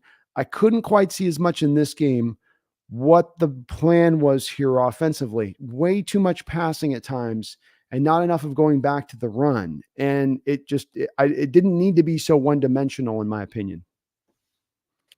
Yeah, I was a little confused by some parts of the game plan as well. I understand the need to threaten it, but until we start running screens good in practice, we need to just take them out of the playbook, because you can't tell me that we're running screens amazing in practice, everything's going great, and then you get to a game and it's like that. Boy, So non-functional, dude. I'm just not believing that that's what's going on here. You can't even get it completed. You can't even get the Mhm. ball like past the defender's hand to the back now. We used to have to get to where there's no yards to get, but now you can't even get it past the defender's long arm. He's still not going to. Yeah. I don't know why Thibodeau was getting single teamed by Curhan so much. Like, we didn't help him out on a couple of third downs, and I think like 3 third downs, and all 3 times Thibodeau made him pay. He got 2 sacks, and then he almost had the pick 6 actually. Yeah. So I don't know what was up there. Like, I know Curhan's playing well, but I felt like he kind of got hung out to dry in this game a little bit by the game plan. And we still did a lot of the stuff that I like. I saw a lot of really weird pistol type formation things, 2 tight ends flanking Geno on one side, and then the other side there's a running back. Just really fun stuff. But I felt like there was a little bit of maybe an assumption that Curhan would be fine on his own against Thibodeau, and that was like one of the things on offense that didn't work. Don't really know what to say about what was happening at the end of the half there, where we called timeout to run the clock out. Do you have any read into that? I was trying to figure that one out. I don't have any good theories. No, I the only thing I can think of is that they were hoping maybe the backs would bust off a 25-30 yarder, and then they could adjust the strat and go, okay, let's let's go now. But I think they just sort of were going to slow roll at the end and kind of lean into the lead where it was at and roll into halftime. I think it was like Carroll was flirting with the thought process of kind of going for it, but not fully buying in that drive, fully going for it. He was kind of like, let's do it. Kind of. Let's no, not too much though. Not just keep it, something like that. Yeah. I saw two theories on Twitter that were about as good as anything else I could come up with. One was we wanted it to be longer to the start of the third quarter so that Geno would have more time to get ready. Like there was that. It was like, okay, maybe the extra 30 seconds you buy by taking the last time out gives Geno more time, which was like, I mean, it's stupid, but I can't think of anything better. I just think that the punt was also one that puts you at such a long field. I believe you're down to one timeout with the 30 seconds. And so you were going to have to trust your offensive. What you were going to need to do is push the ball up the field, which meant long developing routes and the quarterback holding the ball for probably longer than you were liking, considering where the pass protection was sitting at in that first half. And I would imagine that rather than risk having some fumble happen where Locke doesn't see a guy coming around the blind side, fumble, and now you go from 11-point lead to it now being a 3-point lead because you got aggressive at that 30-second mark when you're not likely to push the ball up the field that fast anyway. If I'm a coach getting the ball at the 15-yard line with 30 seconds left and one timeout, even if I have an explosive offense, that's pretty risky on that because, again, quarterback's going to have to push the ball twice up the field, 20, 25 yards there, or a 15-yard throw, and the defense knows it's coming, knows you're not running. Yeah, the only other theory I saw was that they were trying to establish a rhythm with the running game because it had been a little bit rough in that first half. That's like I can't come up with a good theory, so these bad theories are all that I've seen that I'm going with here. I mean, it may be so. I can't do the running theory myself because you didn't run it consistently enough in the first half for it to be a matter of being inconsistent. If you've only run the ball 3 times in the first half, 4 times, it was literally that. And it balanced out by the end of the game because you got the lead and then you just started hammering the running. So it all kind of had the run pass got a little more balanced by the end. But the discrepancy through the midway through the third quarter was substantial. Yeah, I can't figure that one out myself. It's interesting though. I mean, especially at the end when we used a timeout just to run the ball up the middle again. It was very strange. I don't really know what to say about it, but I guess it doesn't really matter that much. It's just some That's kind why of I think goofy thing. that's why I think there was more than a single-minded approach to it. I think there was a couple things pushing that a little bit from the mentality and strategy, where there's a part of Carroll that's like, go for it. Let's get an extra, let's steal an extra possession. We'll get the ball at halftime, then we can go up and we can put this game to bed. And then there's the other part of him though, that's the coach that goes, there's 30 seconds left. You're on the 15-yard line. You got one timeout. Just tell Waldron to keep this conservative. Tell him to just run it up here. If you bust a run off, then you can call a timeout, and then you can go for it. There's like if the second run you bust that out, get up to the 50-yard line, spike the ball in their 17. Okay, now you can make one throw down there, get it in field goal range, and Myers can take a shot. But absent that happening, I think you're just going to be like, let's just let it roll at that point. Maybe K9 is supposed to like throw his face mask into defender's hands and try to get him to grab it. Exactly. Just to have him just do yank motions as he's going through the line, as he's running right through the middle line. Just have to do that motion where it always like somebody got his face mask pulled because it's hard. You can never actually see the hand pull in like fast motion, right? You just see the head whip. And yeah, it could work. Some back's going to try that someday. The Snail, thank you for the $2. Maybe they were looking for a different formation. That's kind of what practice is for, right? Yeah, I mean it's hard to say on this one. I think Snail, it's kind of, and this was one where we can make guesses on it, but I don't think there is a real clear indicator of what they were doing on it. But I don't think there's any doubt that Carroll is in that moment thinking a little bit of where the game is at. I get the possession after halftime. I got an 11-point lead. The very least you could say he wasn't being pushed at that moment to feel like he had to go get points. Whatever they were doing as a strategy, that was not a thing pressing down on his brain saying, make this happen. We got the lead. We're in control of this game. My defense is playing phenomenally.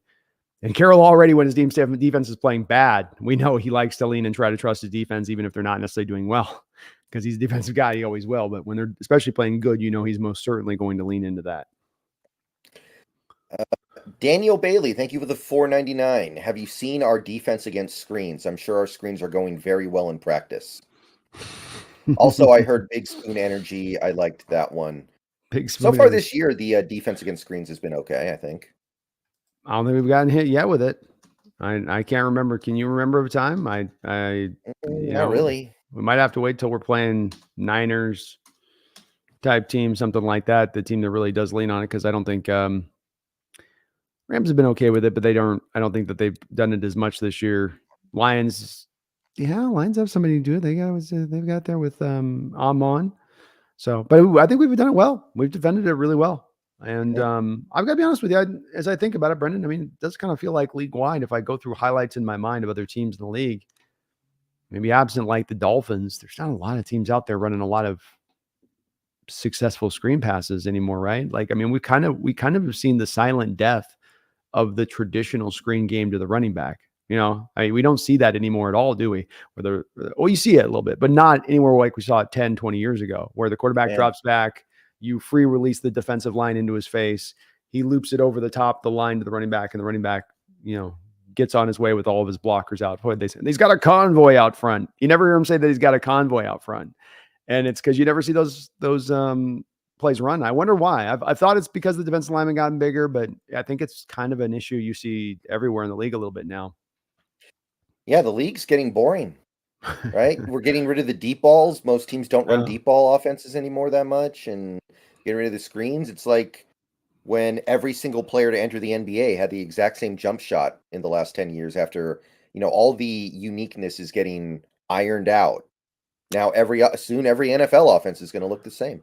well, yeah, and you could say a person that might be a pessimist would say this is the nature of what the analytics do to the sport, much in the way of they've done to baseball, where there are three outcomes: home run, strikeout, or walk.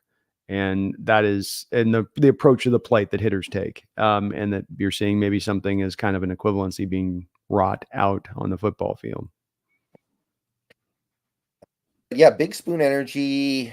I don't know. It's kind of cribbing on Michael Penix's nickname, isn't it? We already have one of those, very similar, because he's got the Um, Big Penix energy thing going. well, and we also have it on the team already, because we got Big Dixon energy. Yeah, that too. And that's a better one, because that's more pure to the origins. I've added it Right. to the list though, Daniel. For $5, you get it added to the list. So it's in the kitty, it's in the hopper, and we'll definitely be voting on these nicknames. The Snail, thank you for the $5. No, like something from the prep for their defense. Some wrinkle they thought they could exploit that just wasn't there. Maybe. Is it Maybe. so? What's he saying? He's saying that maybe we were running those plays to like we thought maybe there was something in their defense that we could like get a big run on. Yes. Uh Maybe. Yeah, absolutely. It's very simple on this one to understand why they were trying to run it as much now. You have Wink Martindale, who runs the heaviest blitz scheme in the entire National Football League by a wide margin. One of the number one ways to beat the blitz in the National Football League has traditionally, be it a bubble screen, a tunnel screen, or a traditional screen to a running back, is to attack with the screen game itself. The defensive line and the pass rushers trying to get up the field. You end up with 5, 6 pass rushers coming on the blitz in total. They're all getting up the field. You throw it up over their heads, and you've got nothing but green grass up ahead of you and a big play to be had. And so the Seahawks probably thought they were going to catch them at a couple points. And they did actually. The calls were on a few of those calls where I counted. They did a couple of those shots from the not an all 22 from, but the sky cam behind, where Waldron did catch them with the sixth and the seventh blitzers coming. The problem is they were just so wide on some of their rushes, like with the Thibodeau play, where Geno just doesn't have a. I can't get it. He's got to Yeah. go to like the submarine pitcher move to try to get the ball in there, because there's no direct line of sight. We need that Kennedy magic bullet to get it completed. Yeah. I think that a lot of people were expecting JSN to have a big game this week because of all the blitzes. Me too. The issue kind of is JSN, we know he's built to beat zone defense, right? Mm-hmm. So when you play man on him, he's not the same guy because he doesn't have the speed to just get open. So I think that's part of it too. Like there were some plays where it seemed like they would man up on him and he just wasn't really getting open. So maybe the Giants are not a good team for that because they run a lot of man defense as well. So that's kind of how I felt coming out of this one. Certainly possible with it. Yeah. I think to the fact you had to still keep employing the 2 and the 3 tight end sets as you have, certainly does still then also, in addition to your point on that, remove snaps too, just off the top, than what he's gonna, I think, normally get when we get to the place of having our near full health offensive line out there. Wu Tang Financial, thank you for the 4.99. Hitter spoon, all gas, no brakes. Hair on fire all game. Hawks do not lose in MetLife, and we never will book it. Well, if they can't get a competent teams over there in New York, we're not. Maybe we won't. Like both those teams, not looking too hot. That'd be awesome if, like, we're talking 30 years from now and it's like, and we're now 57-0 going into MetLife Stadium. Something odd's going on here, folks. But Yeah. Hitterspoon's on the list, man. Mm. Wu-Tang got him on the list, so he's added in there, and we'll definitely throw the poll to the people on this one eventually. See what you guys think with it. Let's see here. Voodoo Magic, thank you for the $1.99. Spoon-sized shredded yeet. Yeah, the Zoomers will go for that one too, actually. Probably, though, yeeting is sometimes, yeah, it can also have different meanings with the movie I'd be trying to establish with Mhm. Mr. Spoon. Yeah. The NFL's, trying to get women to watch football now with showing Taylor Swift 800 times in every game. So now we got to get the Zoomers in too. We got to go full Zoomer with these nicknames. I think I got about 50 more times I can watch the Kelsey commercial, and I'm gonna just about need to start punching something. I'm like, can we please run something else? Anything, please, something else. But Voodoo, that's great. Spoon size shredded. I love that. I like it. So how'd you feel? Okay, talking about Geno in this game's kind of tough, right? Because he gets hurt. He's clearly not all the way there. But trying to talk about Geno in this game, how would you go about it? I think that the play calling wasn't the best to help Geno out here, in my opinion. You mentioned, for instance, not necessarily getting as much help to the tackles. You weren't executing the offense with the screens, wasn't on him, just wasn't able to do it, even if the calls were the right calls in the moment. There were moments where Waldron had some great play calls that did help Geno out. I mean, there was one where in this game where I loved, where he had a levels concept where Geno's rolling to the left and you've got the tight end coming short on a crosser, and then he's got the deeper crosser going over the top, and he's got those two options. And he could have gone either one. Both Disley and the guy over the top were open on the play. But I thought Geno did what he could do with what was available there to get. I don't think that he left a lot of yards or necessarily points out there on the board in his time. I just think that there was only so much you were going to be able to pull from this game. I know there's some that are like, well, Drew Lock played better than Geno Smith, and Drew Lock was in there for a very small sample size. And, Yeah. I don't think we can come to that determination on this and say that he was in that way there. Geno was up against it. I think you kind of finally had things go to where you've been maintaining and holding on and keeping the dam held together with the bungee cord as you're floating deeper into the ocean here with these injury situations. And it just reached a point where it's just one too many. The Damian Lewis one felt one too many at that point a little bit to keep making the offense allow it to be explosive. I mean, it could be functional still, but to have the expectation level, it's going to still be able to go out there and post 30-point games, 37-point games. I just think that's unrealistic by fans to take that track when you're down that many linemen up there. To get to 24 points in this game, albeit 7 comes on the back of Witherspoon, and have it a couple turnovers that helped you as well to get to those points and flipping the field position. But all that being said, I think that they did with what you could do with there. And he wasn't helped out again with Waldron on that play calling where you're already under that avalanche, right? And now you're just going to call pass play after pass play, which is only going to further allow the defense to get even more into pinning their ears back and going full steam, not playing the run at all at that point, just going, hey, they're not going to try to run, so let's just go after them. And that made it, I think, a little bit harder on both Geno and on Drew Lock, because I felt that way with Lock when he came in there too. Like, man, they are just shooting out of a cannon right now. The Giants are off the edge there. There's no real trying to be under control and disciplined when it came to the run game.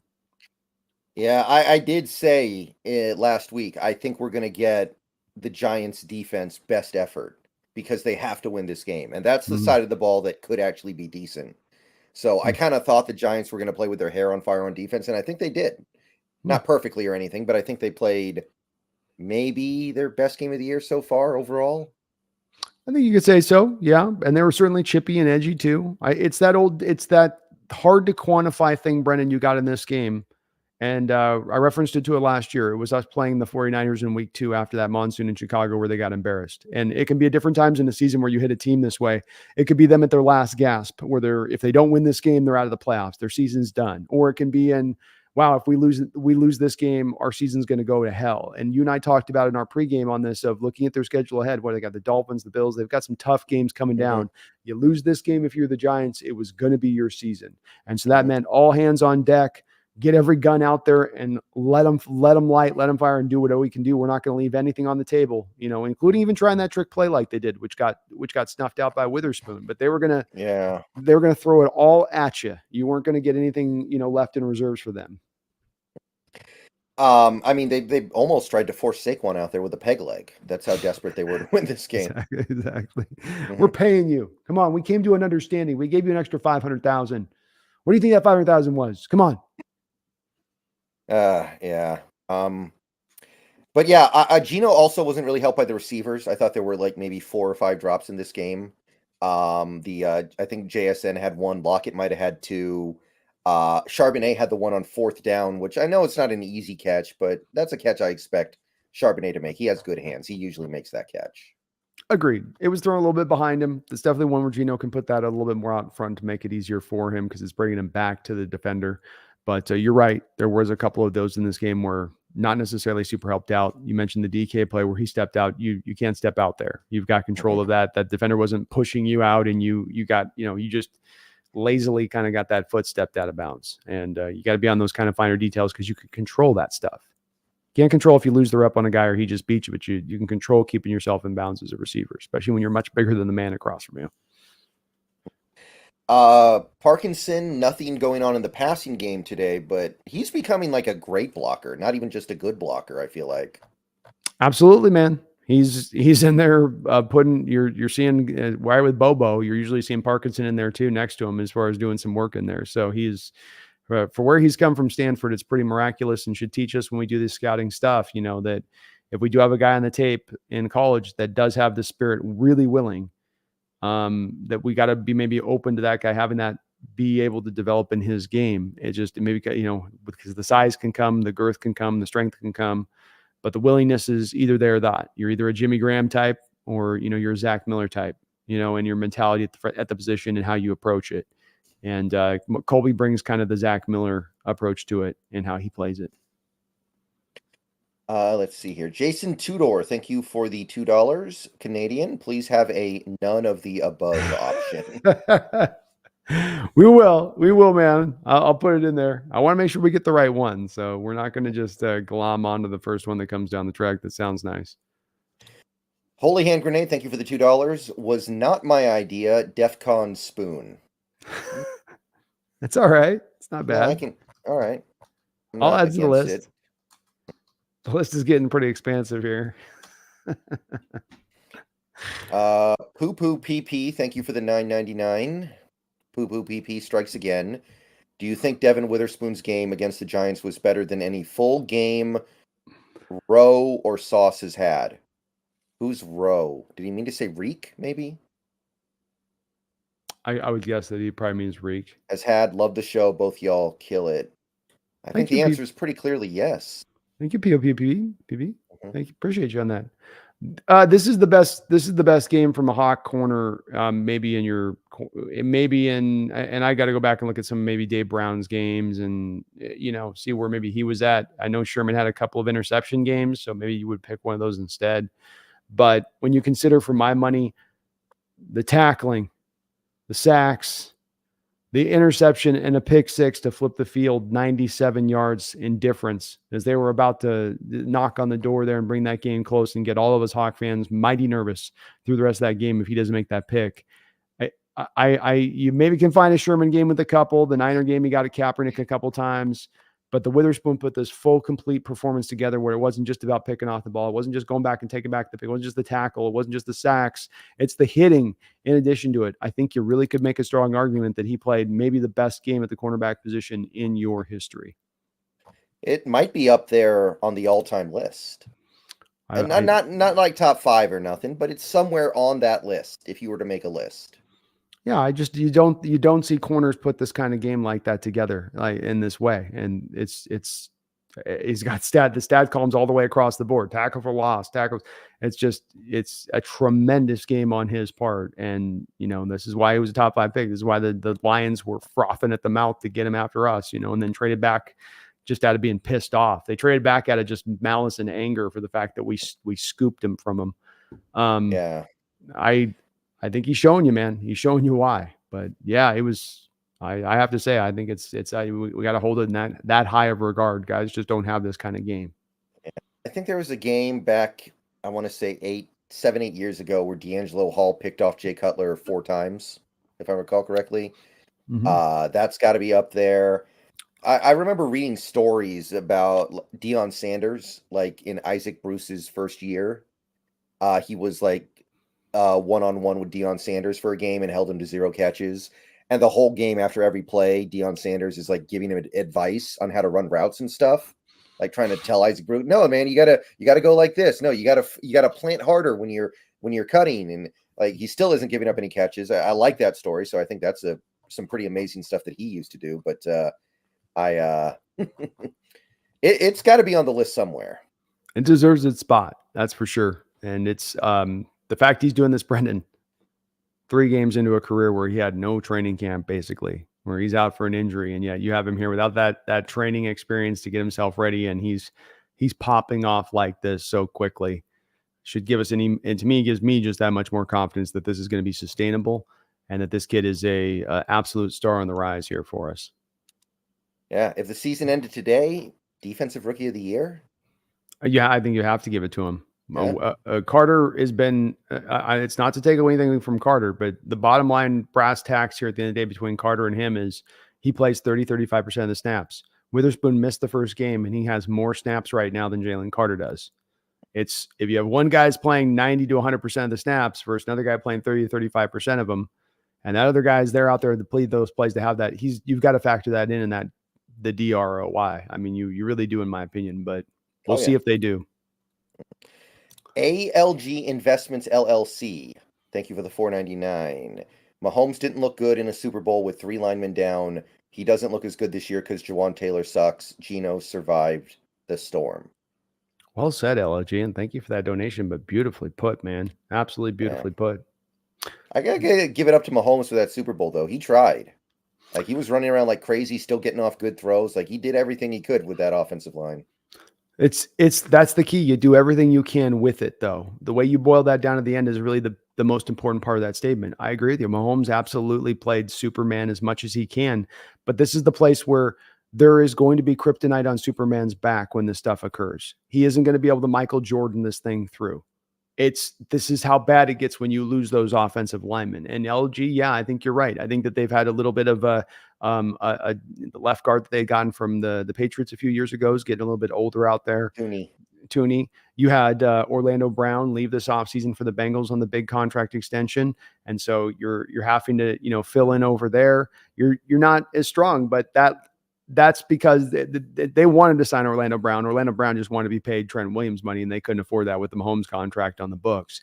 But they were taught by that Super Bowl. That Chiefs learned the lesson from that Super Bowl. The reason that Tyreek Hill is not a Chief right now, in my opinion, is because of the lesson that came out of that Super Bowl with Mahomes being that we are going to make sure that this never happens again to Patrick. He's never going to be in a position here where we're going to be having under an onslaught, allowing him to get maybe injured and beaten up. And just having to, as you put it, survive the storm, ALG. We're never going to allow that to have to happen to him again. And they've taken some strong steps. 2nd round pick of Creed Humphrey, the 1st round pick they gave up for Orlando Brown to bring him in before he's gone in free agency. Thuney, the money you spent there to get him in free agency, they absolutely corrected it and fixed it. But any guy, Mahomes, maybe not Burrow, man, because that guy seems to he can have just a bad offensive line and he'll still be back there just heart of a lion slinging it as he's getting his ACL broken in half. But every other quarterback not named that guy is going to be absolutely impinged and diminished if you put them behind this kind of offensive line in a major way, not in a minor way, not a little bit, they'll be a little bit hard. No, they're going to look at times non-functional because of it. Mm-hmm. Let's see. The Snail, thank you for the $2. Best game from a Seahawks corner since Triumphant. And actually, this one's interesting because I totally forgot about this one. Triumphant did have the 3 interception There you pick go. six game against Arizona in 2007. Remember that one? Let's go, Snail. Snail, why am I not surprised you're the one that brought this one up? Yeah, I forgot about that game, but yeah, that was the year he made the Pro Bowl. That was the year he had the pick six in the playoff game against Washington. Yeah, that was his best. That was his career year. I mean, that was his that was the best version of Marcus that we got was that season. And yeah, that was a great game for Marcus Snail. Well put. Well put. That might be the best one. Yeah. That's I think the conversation kind of starts and ends with those two. Probably, I would say, yeah. I think Sherman's games were good, but I don't think he passed 2 interceptions, and I don't think he goes complete to the tackling, the blitz, and the hitting that you can add on to it with Witherspoon there, which would put him over Sherm's games probably. Jason Tudor, thank you for the $2. It's Tudor, not Tudor, but go Hawks. Thank you, Jason. Tudor. Okay. Tudor. All right. I'll probably be able to get that one. Thank you. Thank you, Jason. So anything else on offense to really talk about? Running backs both played good, I think. Maybe Walker danced a little bit on that 3rd and 2, but I thought he got pretty much everything there was to get. I think that they've shown you why they're 2nd-round backs this year, and this game was more of them showing you that. I think that they get what there is to get. Walker gets a little bit, I know, banged on for the dancing thing. I when I go back and tend to watch the tape on the All-22 this year so far, I haven't had a chance on this game yet, but when I tend to watch that end zone shot, which really does, it gives you the Madden-like clear view of what the back is seeing. You know, you're right behind the offensive line with a shot. You can see what he's looking at. I haven't had a lot of moments with Walker this year where I've seen spots where I'm saying, okay, he should be taking this hole here. He should be gone in here. Instead, he bounced out wide. His decision tends to be completely on point to take it wide or to leave initial hole. And I would even say that even if it occasionally is where he's going to make that bad decision by doing so, it to me is so worthwhile for the big plays that he brings on the other side of it. And it isn't like it's an epidemic of an issue for him. For instance, that big run he had at the end, the backbreaking run, Brendon was on that, Carroll special duo, where he loves to hit that power run right up over the B gap, where it's just, we're going to come right downhill at you. So, he did come downhill on that run. That's what allowed him to break it out in the open field. He's still showing, I think, the skill to get it, make it happen. And Charbonnet was as well really, really good in this game for what there was to go out there and get. Yeah, I am wondering when Charbonnet is going to start picking up those short yardage carries because you would think he would be a little better at it than Walker. I don't get that. This is the point of part of the point of drafting Charbonnet is that you're not asking Walker to do that type of stuff. And if we get into 3rd and 1 and you run Charbonnet over the back of Anthony Bradford and they get a stop, okay, right? Mm-hmm. Like you go. Hey, all right. Well, we took our power back behind maybe our most powerful offensive lineman on this team, and it didn't work. Okay. But if you're doing it with your light back, your finesse back, and you're trying to make it happen, that doesn't make as much sense. I'm with you on that. And this is where we come back to just some of the odd play calling from Walter in general. He's been strange at times this year down by the red zone with his affinity for throwing the ball at times rather than going to like a Charbonnet, which you would think you'd do more of would you have that kind of weapon to utilize down there. Yeah, I mean, we're not the only team that has that problem. Like the Bears this Sunday. I don't know if you saw. They had the 4th and 1 in the red zone. They're going for the first down to end the game. Effectively, the game's over if they get it. And they give the ball to, I think it's Montgomery, when they've got Roschon Johnson there on the bench. It's like, and you've got Justin Fields. Like, both those guys are running people over for that first down. Agreed. Yeah. I know the play you're talking about. Yeah. And how you don't put that in Justin Fields' hands at that time in the game, because it was a very keynote point of the game. And you're going to take the ball out of his hands to give it to I didn't. Yeah. That was a play I was going, what? What yeah, give it to Roschon or let Fields run with it. But like, I mean, that Denver head coach had one of the biggest dumbed down baby Huey moments that we've seen from a head coach in recent years in that whole. Oh, Eberflus? And that whole finish of the game, right? Like he was just the decision. I liked him too. I liked him too from Indy, but he's not good. I mean, just and the not going for the field goal at home. I mean, that's the coaching book is easy on that one. That's not one you have to think through. The analytics don't better inform you on that decision to not go for the field goal. Like they're not saying, oh no, you go for the touchdown there. You gotta keep trying. Take the field goal, man.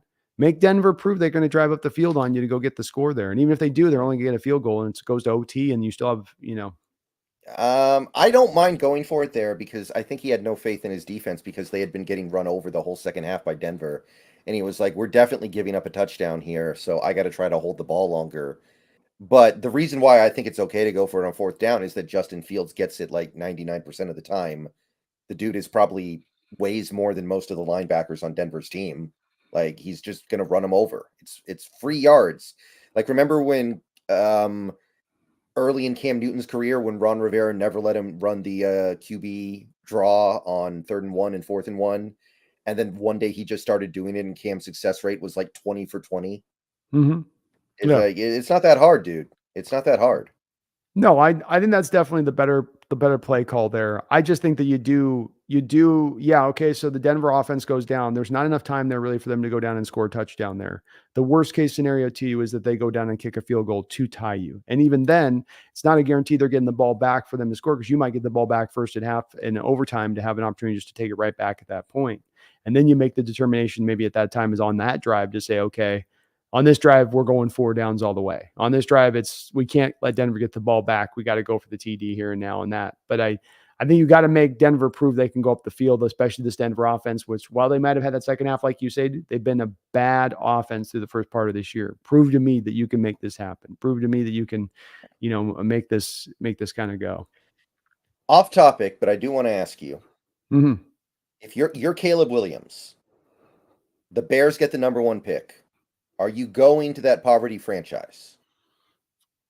No, you're going to do the Eli Manning move, and that's Yep. what that's what I think is going on with his father and Caleb right now with what they're setting with the threats of going back to college, taking the $10 million a year. I think it's a complete Eli Manning move they're setting the stage for. And there'll probably be some background agreement between whoever has the number 1 pick, be it the Bears or if it's another crappy number 1 pick team that's a franchise that can't get right and make stupid decisions at every turn. They'll say, you're going to trade this to that. And the team will, Brendon. I think the team will because the team that's trading up for Caleb, you ain't trading up for Eli Manning, right? Yeah, that's the key exactly. difference here. Like Eli Manning's a good prospect. He was even to be rated as the number 1 quarterback in that crop. But this is a different beast here in Caleb Williams. And so you're going to get your King ransom haul back. And if that's going to be the case, you're not going to be getting up into your feelings right about like, oh, we should be able to have him. And the history of the NFL backs this up, Brendon, because we have the Eli Manning trade, but then we also have the John Elway situation where John Elway pulled the same card. Did that end up with him being forced to the Colts or having forced to go to the New York Yankees and never pick up a football again? No, the trade gets consummated. You want to force this as a prospect. If you're willing to take the blowback for it, you can force this issue. And good for Caleb because he's not going to get any blowback for it. And why should you? If you're going to be a crappy run franchise and you're going to make stupid decisions and not look like you have a plan in place, and you're going to look like that for decades on end, then you can't blame these prospects that are now empowered more than ever to want to come out and have some control over that. Yeah, so the Bears are going to get the number 1 and the number 2 pick this year, and they're not even going to be able to get the best prospect. Drake May, baby. Drake May, Yeah, it worked out for the Chargers, right? They got Phillip Rivers. I think they were pretty happy with that exchange. Well, and if you think about what they could do is they go to a team that maybe there's one of those teams this year in the draft that's got, I don't know who's got 2 first-round picks, but they find another team that's got 2 first-round picks and they flip to that, or they get 3 first-round picks into the future and they've still got that extra first-round pick in this draft. And they're still in a position at that point to load themselves up in the future. Even though you're missing out on Caleb Williams, your consolation prize is maybe 4 or 5 extra for, 5 first-round picks in the next 2 years, which, as we saw in our situation, that can be almost every bit as good as getting a, not even franchise quarterback, but a generational like quarterback for the position. You're invigorating your team in a major way. And that's as much as getting a franchise quarterback right now. I mean, wouldn't you believe that that's really as much what the Bears need? You don't have much on the offensive line. You don't have much on the defense. You got really no playmakers on the outside except for maybe DJ Moore. I mean, they're going to give away Chase Claypool for, I don't know if they can give him away at this point for even a 7th round pick. I was about to say. Yeah. So, and their running back, Roshan's nice, but he's a complimentary 2 back. He ain't going to be I don't think, a bell cow guy. You got a lot of stuff that you need to do in there in Chicago. Part of the problem with drafting Fields. You didn't have the plan in place with Fields either. They're about to. This is the thing that stupid franchises do, is they keep making the same dumbass mistakes. You went and got Fields because you didn't think he was going to last that long in the draft. And so you jumped up 10 spots and went, let's go get a quarterback. Let's go get a quarterback. Well, wait, we don't have an offensive line. That doesn't matter. Go get the quarterback. But wait, we don't really have playmakers. That doesn't matter. Get the quarterback. Well, we don't really even have a running back. Montgomery's okay, but get him. It's like, no, have a plan in place. Set the stage. Provide a pathway for him to be successful when you go and get that quarterback of the future. But a dumbass organization like the Bears just is ready, fire, aim. And it's and they're out there, just like Gollum out there, our precious quarterback will save us. No, it won't. You've got to build a team here. There's more decisions than just one to get this right, especially with the way you guys hire head coaches. Can they draft an owner? You can make the argument that's one of the ones franchises may be in dire need of that kind of change. I can't really think of too much else to say about the offense. Anything else you think of note? I think we pretty much covered most of what let's give a tip of the cap to the tight ends again this year, because they have been the fulfillment. They are still that Cerebus, that hellhound guarding the gates of our offense. I mean, that term is no better applied than this year, is it not, Brendon, with the need of guarding, not just simply from a productivity standpoint, but literally guarding our quarterbacks and needing the chip block and help out with those guys down there. They've done that dirty work and they have done it well. They are on pace right now, Brendon, for nearly 1,300 yards collectively between these three guys after coming off the season last year at 1,100 yards receiving. So having even a better year than the last year that they had, and just such a stable, nice part of this offense that's just very, very helpful in a variety of different places that aid us. Yeah, I mean, Metcalf started the game out sloppy, but I really like what he did on the touchdown grab, waiting until the last second to stick his hands out there, so the defensive back couldn't really do anything about it. That was nice. Yeah. He made a nice catch too on a play where Geno had to rifle one in on a post route, and it was out away from Mwadi. And I mean, that ball is hard to catch out away from your body anyway. And then you put the velocity on it too. And then he takes a hit, still holds on to it. I think there's been times we've seen DK have that thrown to him in his career, and it's been a drop. And so, he's been, I thought he was overall pretty good outside the holding plan, the stepping outside. He was very good in this game. Yeah, I agree with that. Let's see here. Member message from Byron D, member for 18 months. I feel like Parkinson is our future tight end one. Thoughts? He is really good overall. He's got the potential to be that, Byron D. Let me say that first. I think there certainly is the potential there. What makes this sticky is I believe he's a free agent after the year, if I'm not mistaken. And he so, is, and I don't think we're keeping him.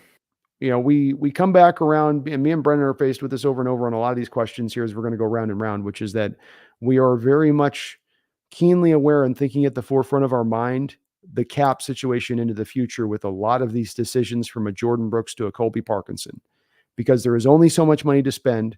You are absolutely going to be a franchise by next year that is going to be in go for it mode. It is not in, let's just start slowly building this base up. It's now year 3. Let's cook this out. And I don't know if there's going to be the money to sign Parkinson to a Will Disley-like contract that you just signed Will to. Maybe. The other thing is that this looks like this is going to be a pretty good tight end class. And there might be some available options you can go out there and get in other places. I mean, hell, say nothing of a trade like a guy like a Kyle Pitts. Is he available on the market this offseason for something at a low end, as the Falcons seem to have no idea or understanding of how to use that guy at all? Well, he's not really a tight end, so let's start there. Well, H-back, because you're going to lose after this. You lose Noah Fant, so you're going to need another H-back in there. And I think the Pitts can work in as an H-back type. I think you're going to flex him out of times as a receiver too, but I think he can do a bit of both. And I'm not saying I'm to make a run at him, but I'm just saying that there's some other options here too available to us outside of having to necessarily sign the tight end to another contract on an extension. Yeah, I speculated in a video I made last week that Fant's going to get 16 to 17 million a year from somebody. Ooh. And Parkinson's going to get like 8, and I don't think we're going to be able to match it. I see Parkinson getting that. I can't see Fant getting more than 12 myself. I was just looking at the Higbee deal, and I'm like, okay, if Higbee's getting 13 and the cap is going to go up and Fant is 5 years younger, than Higbee. I think Fant's getting more than Higbee. It might be. I mean, and inflation is a sucker in NFL. I mean, it's always going up. So price of doing business might drive him up that high. He's we'll see. And he is on. I will say this about Fant. He is on pace right now for like 680 yards receiving this year, which would be his best of his pro career. And so, going into your final year, having your best year of your pro career certainly can aid to getting you that kind of deal. I would have a tough swallowing of the pill, though, to be doing a $15 million deal a year to Fant. There's no way I can come. I wouldn't do the $12 million deal to Fant and myself. I'd much rather be doing an $8 million to Parkinson than 14 or 15 million to Fant. Yeah, I mean, like Evan, look at the contracts guys like Evan Ingram get. I feel like it's just happening that way. Higbee too. I mean, I don't think Higbee's better than Fant. I don't know on that one. I mean, I think he gets utilized more in that offense, and it's that productivity of the utilization. I think that ups the difference value. in productivity between the two is basically nil, though. Like the only reason why Fant's production was down a little bit last year was because we used 3 tight ends. If he was on a typical NFL offense, he would have produced right up there with Higbee, I think. That's fair. Yeah, he's been 300 yards the past couple of years. He's got a 734 in the books and a 620 on the books. So he's had a couple of high watermark seasons that Fant has had. Right. But like you said, Fant's also a little younger. I think Fant had a couple of those in Denver. It just was on a terrible offense where it didn't mean anything. Yeah, exactly. So, I mean, yeah, you might get up around that mark. Certainly, definitely not us to pay him, though. If he does, we can't do that. Yeah. We got to put that money in other places. Special teams. So special teams, Jason Myers is dead to me. I'll leave it at that. Come on, Brendon. It was a 50-yarder, man. What do you want the man to do? It's a big kick. It's a long ways. Not after Graham Gano shows you up on the other side with a 55-yarder. Oh, I told you, man. We knew this was coming. This was the car crash that was a slow motion, and we saw it. We knew from the offseason coming in what was going to happen as soon as the deal was signed. Man, he's got what is that one clock that the worldwide clock that's so precise that it's like timed up with the core of the earth or something? It's within like a millimeter of a second of accuracy. He's like that on his kicking consistency, just in his inconsistency of consistency. Right. Not dead to me, though, is Michael Dixon. Another phenomenal game from him. My God, if a man can be on a Hall of Fame trajectory as a punter, which you can't unless your name's Ray Guy, he's on it. And he's maybe having his best year of his career right now. Brendon, we're leading the league in punting yards, in average, 5 punts inside the 20-yard line. Full meal deal kicker. He gives you everything that you want from the position: hang time, directional, punting. I love what he did in this game, Brendon, where he punted it. And he did that thing that people have done to DJ Dallas, where he sees the punt returners too deep. And so he kicks it in front of him and gets that roll factor going. I mean, he had one that rolled to the 2-yard line that just came to a stop. When the guys, he's had so many of these plays where these guys can't stay in bounds. He was like, F it, I'm just going to drop it right down there and stop it right at the 2 on my own. But then even the one where he got bashed, he got hit on that one where that usually happens to a punter and it's a 30-yard kick. He still got that sucker 45 yards out, even when he got kind of nailed there right after the kick. And Dixon's awesome, man. DJ Dallas, speaking of which, good game by him. He had a good kick return and a really good punt return, actually. It's scary, but he's getting it done. He is getting it done, and it'll be interesting to see what this team chooses to do with the punt return situation once an Eskridge comes back, if they're looking, or even a McIntosh eventually, as he is playing well at that. We got to give him props, too, for not taking the bait there at the end of half where the Giants players tried to knock him on that when the ball's dribbling around, and he kind of the Giant player, that was the Giants being kind of chippy in this game, it felt like instigate some stuff to get us to get outside of playing ourselves. And DJ stayed even keel, went over the sideline. They congratulated him for doing it, but also good on his part keeping his head there, as the team did throughout. Yeah, Giants special teams unit though, that's a problem we have not had here in Seattle for some time. A terrible special teams unit. When you don't take it seriously, I know they got Graham Gano, who is a good kicker, but when you don't take it seriously across the board in a real meaningful fashion, like Carroll does, and we see him take it super seriously, maybe too much at times with like Nick Bellore signings and Jason Myers at $5 billion a year. But probably better to be on that end of the scale as to be that team that ignores it, has that year like the Chargers did that one year, where weren't they like the number one DVOA on both sides of the ball, but it was their Yes. special teams that end up like that. That is the most brutal of years when you have this top-notch team. Oh, you're loaded for bear. We're going to the Super Bowl. It's just a matter of whether we're going to win it or not. And then you have your special teams units allowing punt returns, kick returns, kickers can't kick, punters can't punt. And you're going, this is going to be what finishes us off. This is what's going to be the thing that takes our season out. It's happened to a lot. It happened to the Packers a couple of years ago on one of those years where they were in the just that Aaron Rodgers 2-year MVP run. They had that. They had a year there was that they Packer fans would absolutely acknowledge our season got done in by our crappy level of play on the special teams unit. My God, Yeah. Yeah, even the year we played them in the NFC title game and beat them in overtime, right? They gave up the trick play, which was a terrible job by their special teams unit because the fake should have been seen a mile away. Mm-hmm. Absolutely. And then the onside kick. That's right. The guy handling the ball when you're told not to handle the ball in that situation. If you're instructed correctly, you know not to do that. And if you're not just instructed correctly in just general terms, but before you go out there on the field, your special teams coach should be going, okay, you're not going to touch the ball. You're there to hit the up man. You're here to block the up man. You've got Jordy Nelson behind you to catch this thing. So do not catch the ball. But yeah, it's something that is, it's some people, fans don't always get excited by special teams, but it is something that can be to your benefit. And if you ignore it, it's like ignoring going to the dentist, ignoring brushing. Suddenly you wake up one day and you got cavities in your mouth and your teeth are hurting. That's right. Castra Solari, thank you for the $4.99. What do you guys think is the reason that the Hawks are so underrepresented? After Monday Night Football blowout, all the media talks about is how bad the opponent is. Well, I mean, there's a reason why the Giants have been on national TV 3 times in 4 games to start the season. Yeah. Like it's something that we reference a lot, Kasra, with this where, and I've had a long time to make my peace. It frustrated me as a younger man much more. I'm not going to lie to you on that, where I go, why can't we get the credit? Why is it that it's so hard for us to get our props when we do well out here? And when we were in the Legion of Boom, you had the historic defense. They recognized us at that point, but it took you having a legendary defense and beating the all-time offense to finally get kind of your flowers on that situation. And other than that, it doesn't matter what sport we're talking about. It's just kind of hard for us to get much love from out there on the East Coast. Those folks are 3 hours ahead. I think just a lot of times they go to bed and just sort of treat it like the West Coast doesn't exist. And it's unfortunate, but it's just kind of a human nature thing, I think, at this point, because I've seen it over multiple generations. And they want the big markets to run. They want New York to go. They don't like seeing a game like that. They want New York to go out there and beat us. And okay, see, New York's real, and we got Jets may be out of this, but at least New York's going.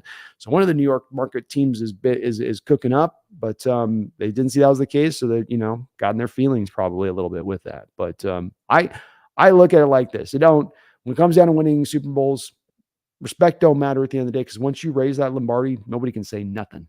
Exactly. They can't say anything at that point. You can, we do. No matter East Coast, West Coast, the trophy is the same size. We got the win. We went through the dogs to do it, and it's legitimate. And that's where the eyes got to be on that particular prize, because then you'll get your props. Yeah, that's the attitude I take as well. Ultimately, it doesn't really matter that much. Mm-hmm. Yeah, it just doesn't mean anything to the wins and losses. And the part I like, especially about the Costa, is there's something nice. I think Brendon feels this way too about just being in that underdog role. This team seems to kind of excel in that. We're kind of being slept on. We're kind of being ignored. Okay, I think that's about all we got. I think we covered everything that needs to be covered. We went a good 2 hours, 10 minutes or so. It was a great win. It was a great game. The team showed a lot of promise, a lot of reason to believe that this season could be on the right path after a rough start. 3 wins in a row. We got the bye week now, which ends up being a pretty good bye week to have. Very, very well timed. And now all we have to do is just wait to see what things are looking like in about, what would it be? 9 days. We'll do our pregame video for the Bengals game. We're going to be taking a little bit of a break with the show, but we will be back as we always are. Absolutely. We'll get this cooked back around. And certainly, guys, if there's any breaking news, if we do get a trade come down or anything like that, we'll certainly jump on it and do a emergency stream if something comes down like that. So thank you everybody for showing up tonight. We had like 440, 450 viewers throughout the night pretty consistently. Still Let's got go. almost 430 people here. I will be live on Twitch later tonight. We're moving through Act 3 of Baldur's Gate 3. So if you want to come watch that, head on over there. And we will be back at this again next week with the Hawks Nest. Thank you for coming out to the show tonight. My pleasure, man. Thanks for having me here. Have me on. Mm-hmm. And after a game like that, I don't think I'm going to have to remind that many people, but there's probably somebody out there, right? There's always a few stragglers, Brendon. There always is. Yeah. They had something to do Monday night. They had to watch the kid play Little League. It's Maybe DVR'd. They're going to watch it on Thursday. They're not in a rush. Yeah, exactly. I mean, there's no sports on tonight or tomorrow night unless you want to watch these baseball playoffs. So got to have something to do. Did you? By the way, quick thing on this. What'd you make of DePoto's comments? You see that horse? Yeah, crowd? it's pretty bad. It's pretty uninspiring. 10-year plan. I thought that I was mad enough when we started hearing Snyder talk about the 2 or the 3 year plan. 10-year plan? Are you kidding me? Yeah. I'm probably going to make my own video about that at some point. But, yeah, it's just. I know I took that off track, but I did want to ask you about that no one because I problem. saw that today, and I was like, oh, dude, really, DePoto? Just zip it. Just don't say anything if you're going to say that. All right, and yeah, so it's got to be said for the 1 or 2 people out there who forgot. Let them know, Brennan. On this season that is starting to get back on track. Nature is healing. Things are coming together. We weren't going to go undefeated anyway, right? Nobody goes undefeated. It's cool. We don't want that pressure. We don't want that kind of pressure. We've seen that wears those teams out as they go on. It wore the Patriots team out. You got to get that bad loss right out through your system early. Just get it right out. So all that's left is go Hawks. Go Hawks.